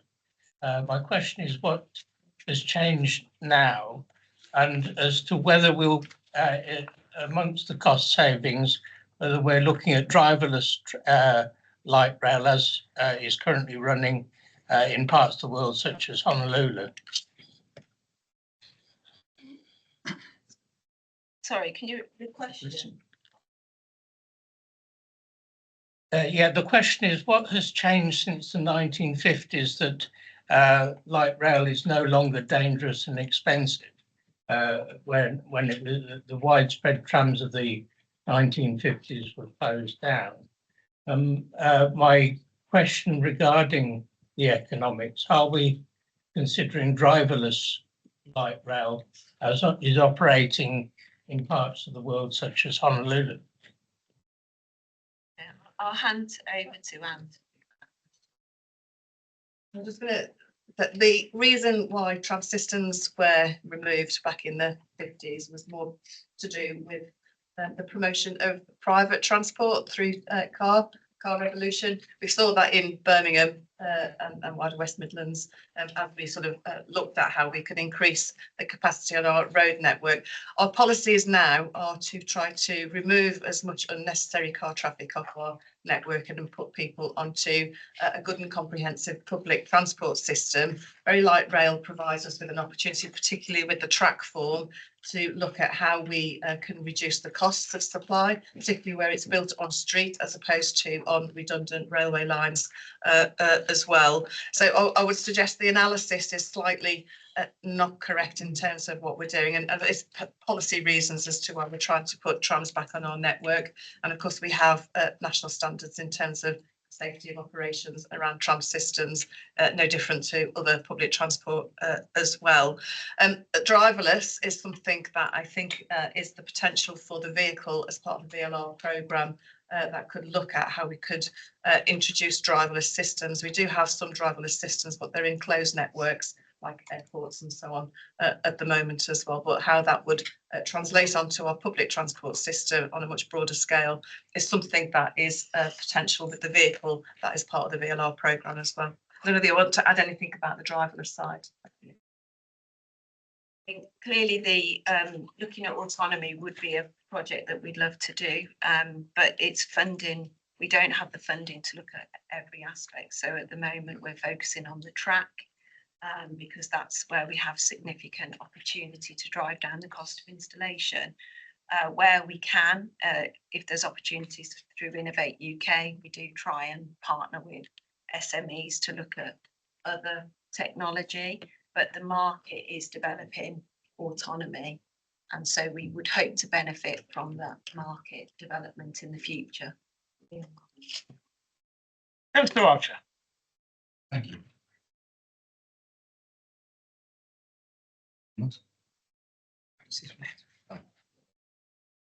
Yeah, I think it's a really exciting development and exciting projects. Fantastic. As you say, it's obviously there's a lot of money going into it. I'm very interested in the longer term in what you were saying about the potential for, it wasn't your words, but for selling the technology to other interested parties in this country and abroad.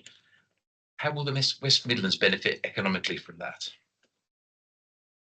Well, Coventry are keen to work with the Transport for West Midlands on developing, manufacturing sector in the region. We do have the expertise here, particularly in terms of engineering expertise, the automotive industry, primarily located here. So we do have the expertise and we can build upon that. We're looking, clearly we have procurement rules which dictate how we go out to tender and how we procure our partners, but we have found expertise in the wider region around slab manufacture assembly. As you'll be aware, the vehicle was originally developed in Coventry, so TDI won the initial contract with the design in Stratford, and then it was assembled at MP Aerospace in Coventry. And the slab we've been working with the University of Warwick. So there's that opportunity that clearly has benefits for the wider region in terms of skills and jobs. In terms of selling the IP, there is intellectual property. We have patent protected the technology. There's terms and conditions within the grant agreement that set out how that IP is shared with the combined authority. We've just at Coventry developed a high-level commercialisation strategy. But before we can get there, we really have to prove the technology, which is why this next step is so important. And the basic outcome from the high-level commercialisation strategy was around that prove it first. And when we did engage with the market back in 2019, 2020, just before the pandemic, that was the key point back from the market. We engaged with about 25 private sector companies, and they wanted to see, one, prove technology, and two, where the commercial opportunity is for the deployment of the technology, which is why it's great that there is funding within the VLR programme for looking at corridors and where CVLR could be deployed locally first.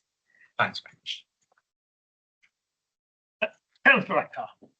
Thank you, Chair, and thank you, Nicola. And Chair, through you, I want to say, well done, Nicola. I know you worked for so many years on this project with Councillor Jim O'Boyle. He vigorously pursued this project because, Chair, as you know, in Coventry, we only have buses. We don't have many train stations inside internally. We have a link between Leamington, no link between Coventry and Leicester, and we have a link between Leamington, Kenilworth, Coventry, Nuneaton, and believe me, that runs once in an hour when they feel like it. So we don't have Sprint, whereas here in Midland you have a Sprint, you have Metro, you have rail, you have these facilities, but this project is a collective project.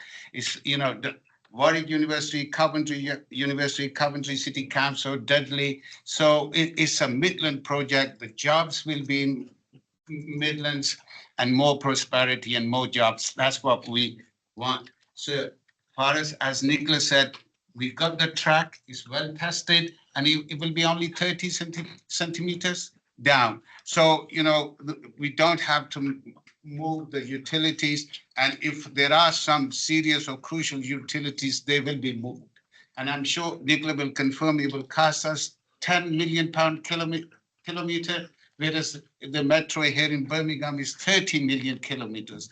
And so far, you can see the struggle we have with Westbury and Brierley Hill and East Birmingham, that is not going to be completed for us with Westbury to Brierley Hill, and we have massive issues. And far as transport is concerned, Chair, it's crucial to our community, to our businesses, and we wanna work with all our colleagues. Please help us. For the moment, it hasn't taken off because for the last 14 years, the last government never wanted to fund this project. I think somehow they didn't want Coventry to have this project. They wouldn't have mind, some other city. I feel discriminated, but we got a new vigor, a new spirit in our country. You can see, it seems we can't seem to deliver anything. Look at HS2. In our country is so sad. So hopefully, with you guys, with your blessing, I'm sure this will take off. But I'm worried about the vested interest in our country and in our region. Will they let us go through with this or not? Thank you for those comments, Councillor Akhtar. I just point to you 1.1 that the whole regional programme was approved by the CA board on the 13th of Jan 2023, which I believe was under the last government. And I'm sure you would want to recognise that the good people of Tile Hill have a railway station on the Coventry to Birmingham West Coast main line, and we shouldn't forget about Tile Hill. True, but it's just one line, isn't it?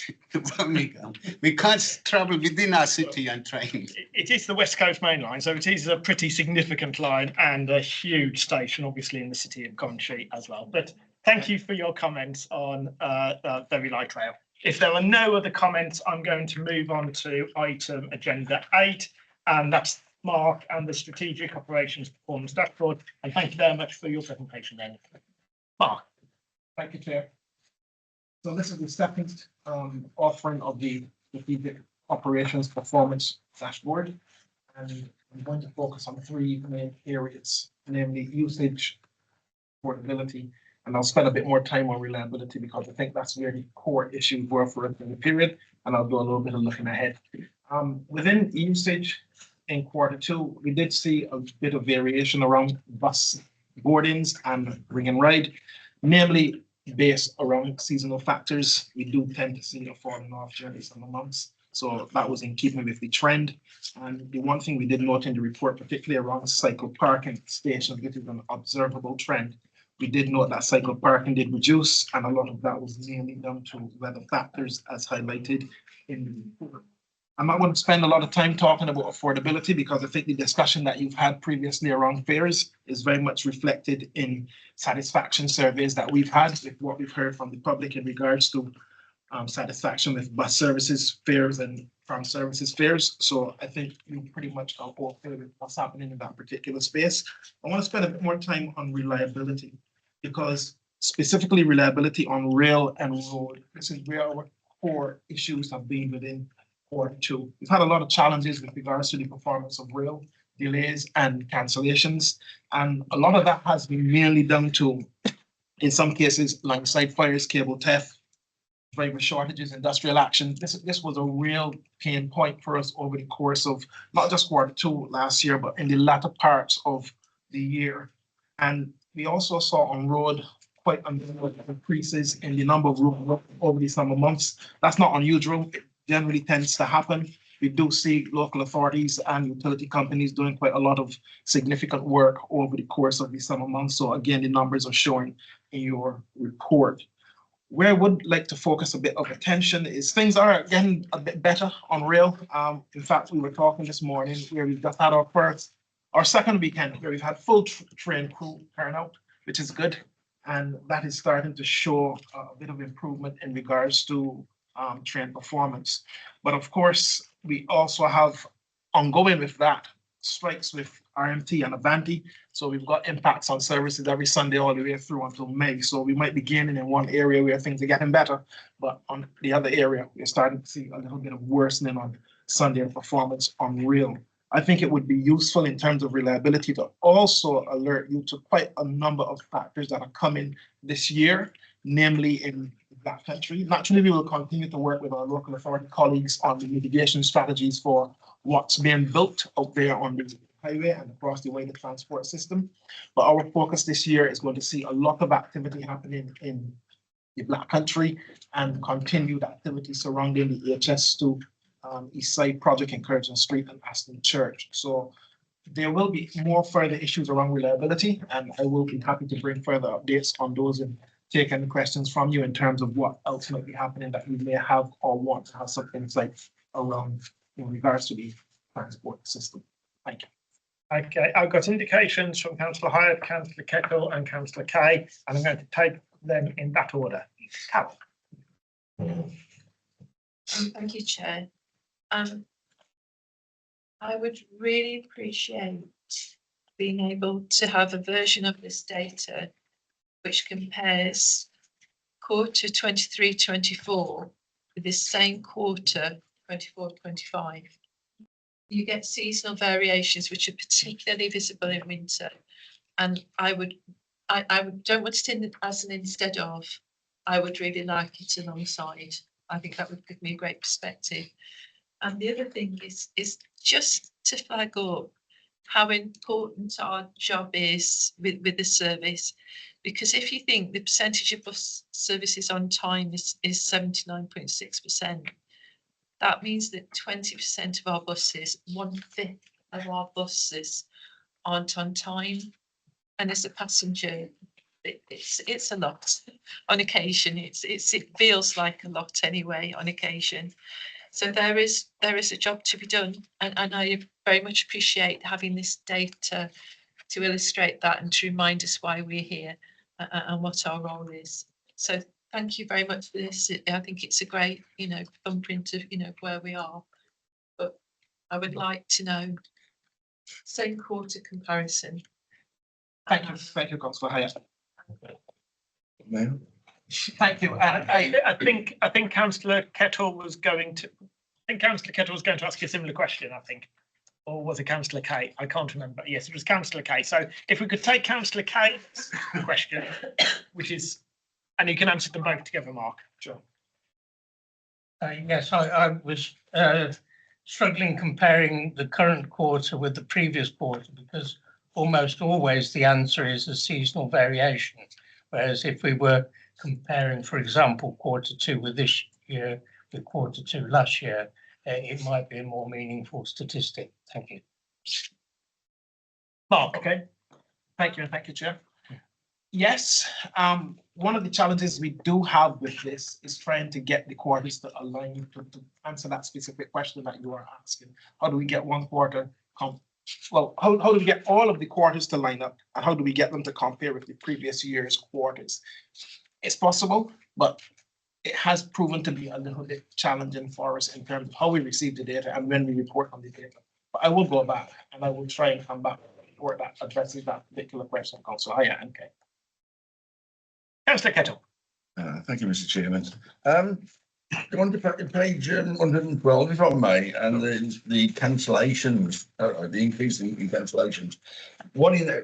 I just worked it out. 1 in 18 of our trains are cancelled, and having been affected by this on several occasions, especially late at night, when you really see the importance of the nighttime economy here in Birmingham, especially, and if you cancel the one before last, the last one is heaving, it is full, and allowing for contagion and you know, since COVID, we're all aware that highly crowded areas aren't very healthy. We've got to be careful where we go. I think we should look at how and when the cancellations affect us. Also, if we're short of drivers, are we able to have a guideline and a career process where the apprentice levy could be used for your training of new drivers? I think that's an aspect we should look at. If you aren't using it, why aren't you using it, and can you use it? I believe you can under those circumstances.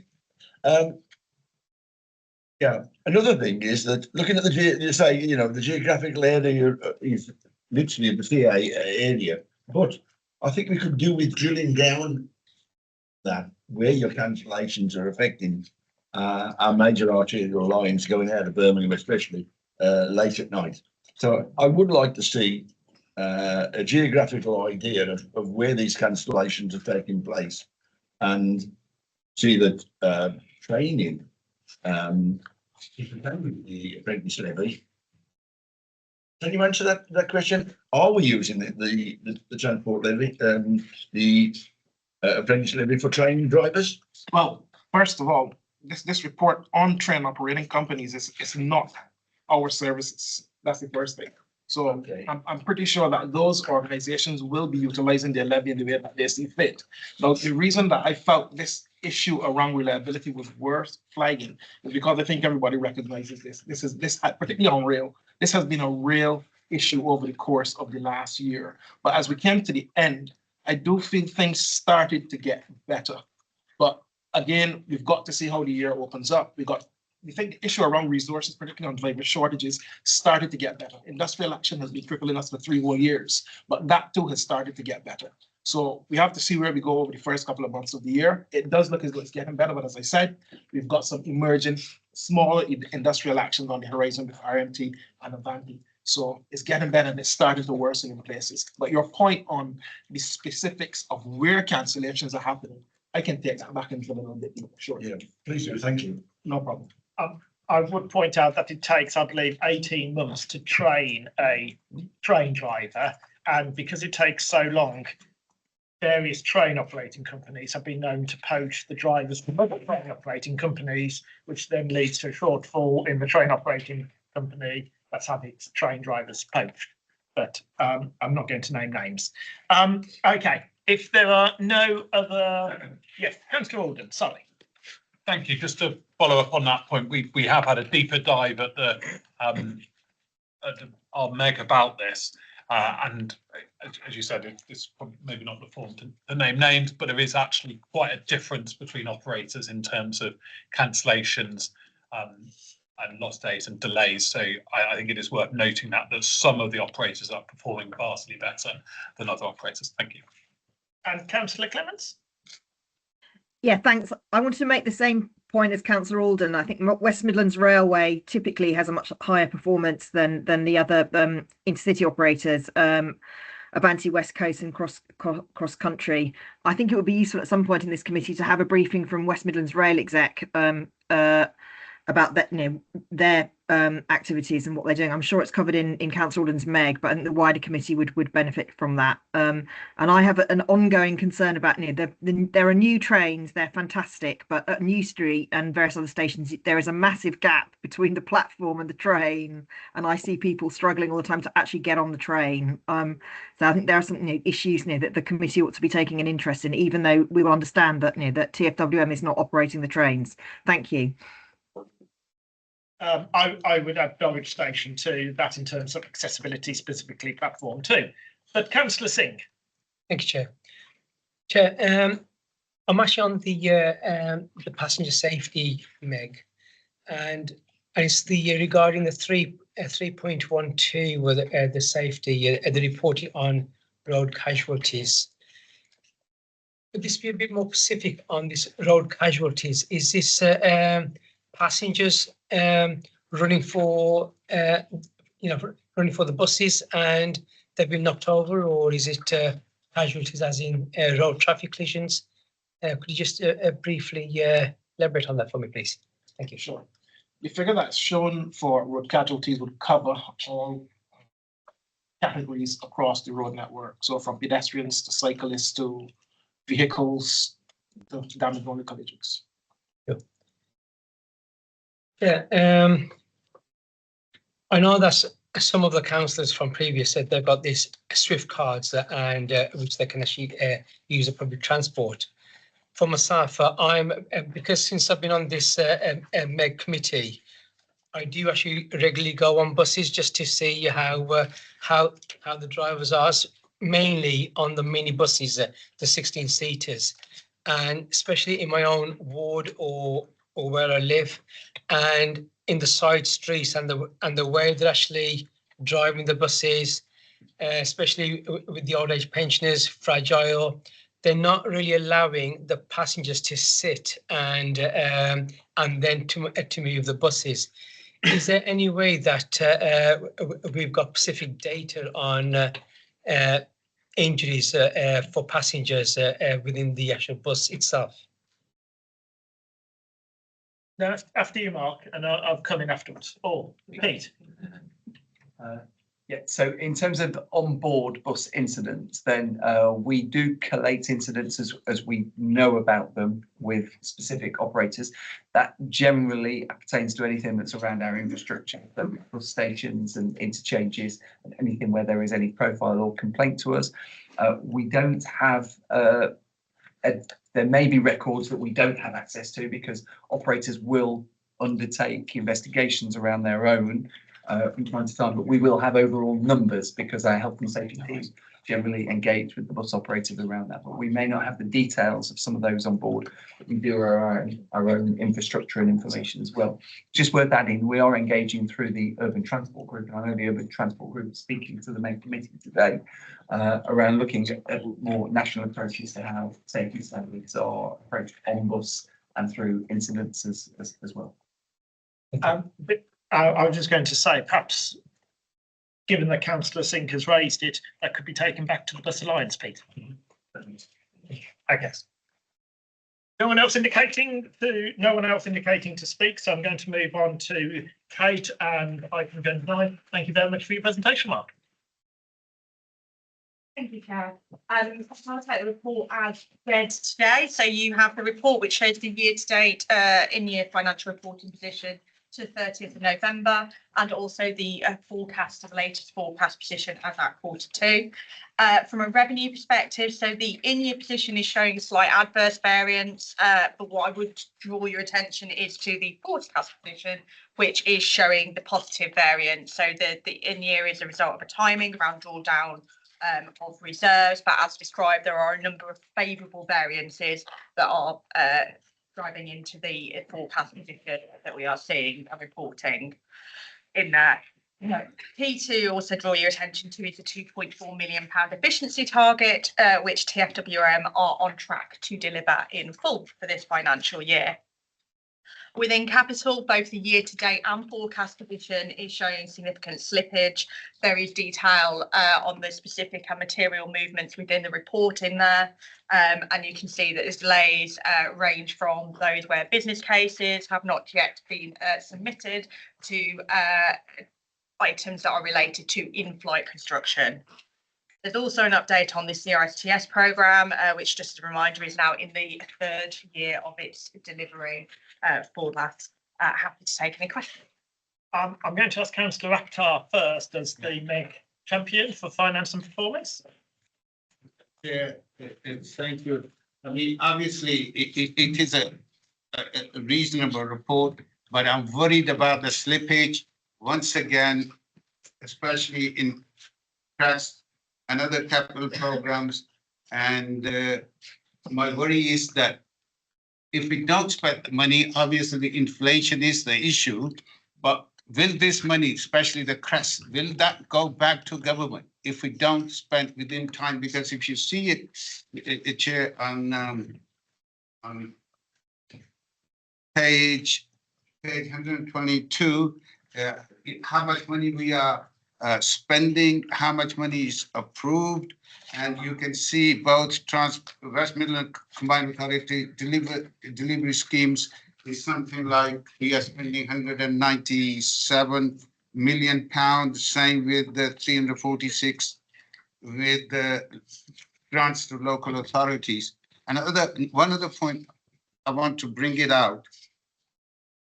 This underspent in concessions.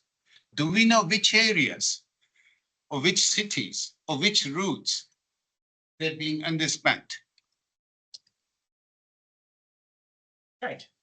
Yeah, so I mean, in response to the concessions, we don't, I guess we don't have a assumption per area. So we have concessions is based on, what we know around demographics and the number of passes in there based on numbers. So it isn't about areas for us, and actually we pay the data on data that is given to us by operators on the number of concessionary passengers that they have carried in there. What I would just say around concessions is what you will notice is the savings are significantly less. There was a change in the reimbursement rate that was made by the government, so it is an administered scheme. We effectively administer it as the government sets out. That change in reimbursement rate has eroded some of the savings that you will have seen. So the levels of saving that was flagged as a risk in the budget report for 24-25, and we're seeing that come through in there.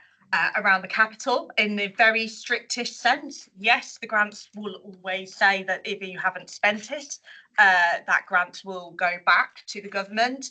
Clearly, we are always in conversation with the government about that. We have, for example, on active travel, managed to get extensions across a number of the funds where the schemes have struggled to deliver in the original timeframes that are in there. But yes, ultimately that risk is there until we have that. So we do urge, particularly on local authority schemes in your areas, we would urge schemes to get ahead and to be delivering in there. We are now, let's say, 3 years into a 5-year delivery programme. We have a MAC and we will discuss that as far as the concessions are concerned, but I think it's crucial and important to promote this concession with children and with senior citizens. And we need to know the routes or the cities or where this is happening.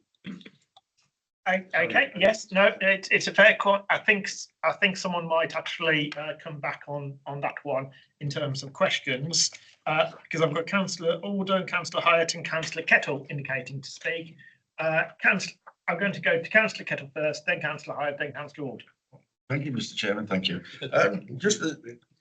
It seems an ideal time to look at any restrictions on concessionary fares. And isn't it about time if we are capable of doing it locally, we look at the restrictions, the time restrictions on pensioners' concessions, so that people can use them at any time. I want to remove all inhibitions to public transport so that people can go on and off at any time. I think it's an ideal time to look at this. Kate. So we do provide that through our local. So one of our local supported policies actually allows pensioners to use their concessionary pass before and after. So up until last bus and from first bus, I believe. 9:30, isn't it, in the morning? Yeah, I think that's the national scheme. Yes. I think Councillor Kettle is saying if we've got a £5.3 million underspend on X, which is what you've indicated in the report, that could we look at extending local policy decisions so that we don't have such an underspend. I think that's probably above your pay grade, Kate, in terms of new policy spending. And perhaps we should write as a committee and make that suggestion to the mayor to consider. Are we supportive of that? Yes. I am. Yeah. Yes. Okay, so we could do that. Okay. What I would just remind people is, so the underspend on concessions has gone, we've put that into reserves with the agreement on board, and that has allowed us to be able to do things like the bus operator agreement in the last few years. So just understanding the implications of perhaps using that money in a different way, it may mean we are not able to do other things. But I think what we're asking is for the mayor to consider it, not to do it, because as I keep on saying, we're not a decision-making committee, but we are here in terms of overview and scrutiny. So if you could do that letter, Lindsay. Yes. Councillor Hyatt. On page 121 at the top of it, looking at the summary capital position, it says that 26 of the programme has been deferred to future years. And I just would like that unpacking. What is the implications of that? It effectively means a quarter, isn't it? It's quite significant. Yeah, it will effectively mean that the teams where they've got programs, they have reprofiled that, so the spend has moved into future years in there. So, for example, there is Coventry City Centre South, for example, that has got a significant land purchase. We are now told that that will not happen until 25-26. So that money effectively gets reprofiled into future years for that programme. Can I ask then? So does that come with that danger then that we won't be able to keep hold of that money, or is this a different sort of pot that is actually ours to use? So, you are very well aware that our current funding regime is very complex. So a number of our schemes are funded via a cocktail of funding, often with different end dates. So we have to very carefully manage that in there. Now, where we have flexibility, for example, the investment programme. So we have some flexibility around the investment programme, but we still have to prove outputs to government around the gain share in there. So we use our flexibility where we have, but ultimately where there is a reprofile, it will have been reprofiled within the existing grant funding conditions. So we wouldn't accept a reprofile without that leading into a conversation further. But obviously, the more that things go back, it does create risk. Is that because of increased costs then associated with a later delivery? Will there be then associated increased costs associated with the wider delivery? And are records kept of the consequences of that? Do we have to scale back what we would like to deliver, or do we have to find extra money from elsewhere? So that will be that will also be a project by project description. So if we are locked into a contract, for example, and flight, then delayed delivery doesn't necessarily mean that there will be increased costs if we have already agreed a price with a contractor for delivery. So I think that would fall into the report that obviously Jenny produces for you around the actual capital performance delivery. I think some of that information should be coming through that report. Okay, and Councillor Alden. Thank you. Something this committee's raised a lot over recent times is concerns around increasing costs, pushing up the affordability of schemes. And obviously with gilt yields rising and inflation now predicted to be going up in coming months, what work are we doing as Combined Authority to try and limit the impact on the finances of the Combined Authority of that and ensure the deliverability of the schemes that are currently planned? Yes, Anne.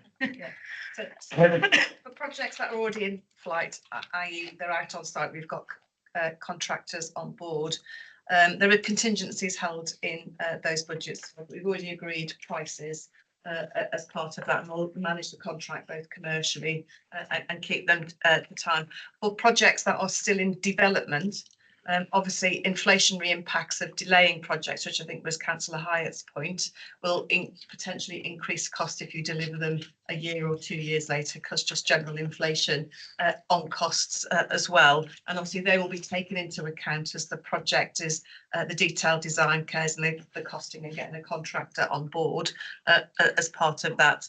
And then in terms of it, we're continually monitoring what's happening with inflation. Of course, through COVID, we had hyperinflation, which is what led to quite a lot of the increases and budget pressures on projects that were in flight during that time. They were exceptional inflationary rises and have been subject to a number of reports that have gone through the CA board in terms of reprofiling the whole programme to account for those budget pressures. And that 25% of the programme deferred to future years are actually projects that are continue to be in development, but were due for delivery, but will probably be delivered through the next programme, CRSTS 2 as well. And that was to manage the inflationary impacts that we saw through hyperinflation, etc. So it's something that we're very alive to within the whole capital programme and monitoring what's happening with inflation as we go through the detail of design of those projects that are in development. And obviously, as I said, managing those projects that are in construction. Does that answer your question? So have we carried out a review of the contingencies then to see what the impact is? And I guess if we're saying we previously deferred projects, because of inflation, and now we're seeing further inflation, are we actually saying that some of those projects are now not going to be affordable because they're going to have gone up significantly from when they were deferred? Each project as they come forward will have a new cost basis. So projects that were deferred but still remain in development would have a new cost plan that would be bid for as part of the CRSTS 2 funding to enable those to be delivered as well. So that's how that would deal with that. And of course, that would then take account of what those prices are of that time as they get into detailed design and costing and into contract, I think. In terms of reviewing project by project, it is something that we do whether we've got that collated across all of the programmes, but we can certainly have a look at what the levels of contingency are. There are some rules from DFT around holding contingency, so we're limited in terms of what we can hold. But obviously we need to manage the programme of CRSTS as a programme rather than individual contracts. That gives us the flexibility to do that. And of course, within CRSTS, we have some flexibility, but any big change controls still have to go through DFT as well. Okay, thank you. Okay. I'm conscious that we've gone past the scheduled close time and that we have a briefing starting at 1:30. So items 10 and 11 are for our reports for noting. If there's any specific comments on any of them, please do email them in or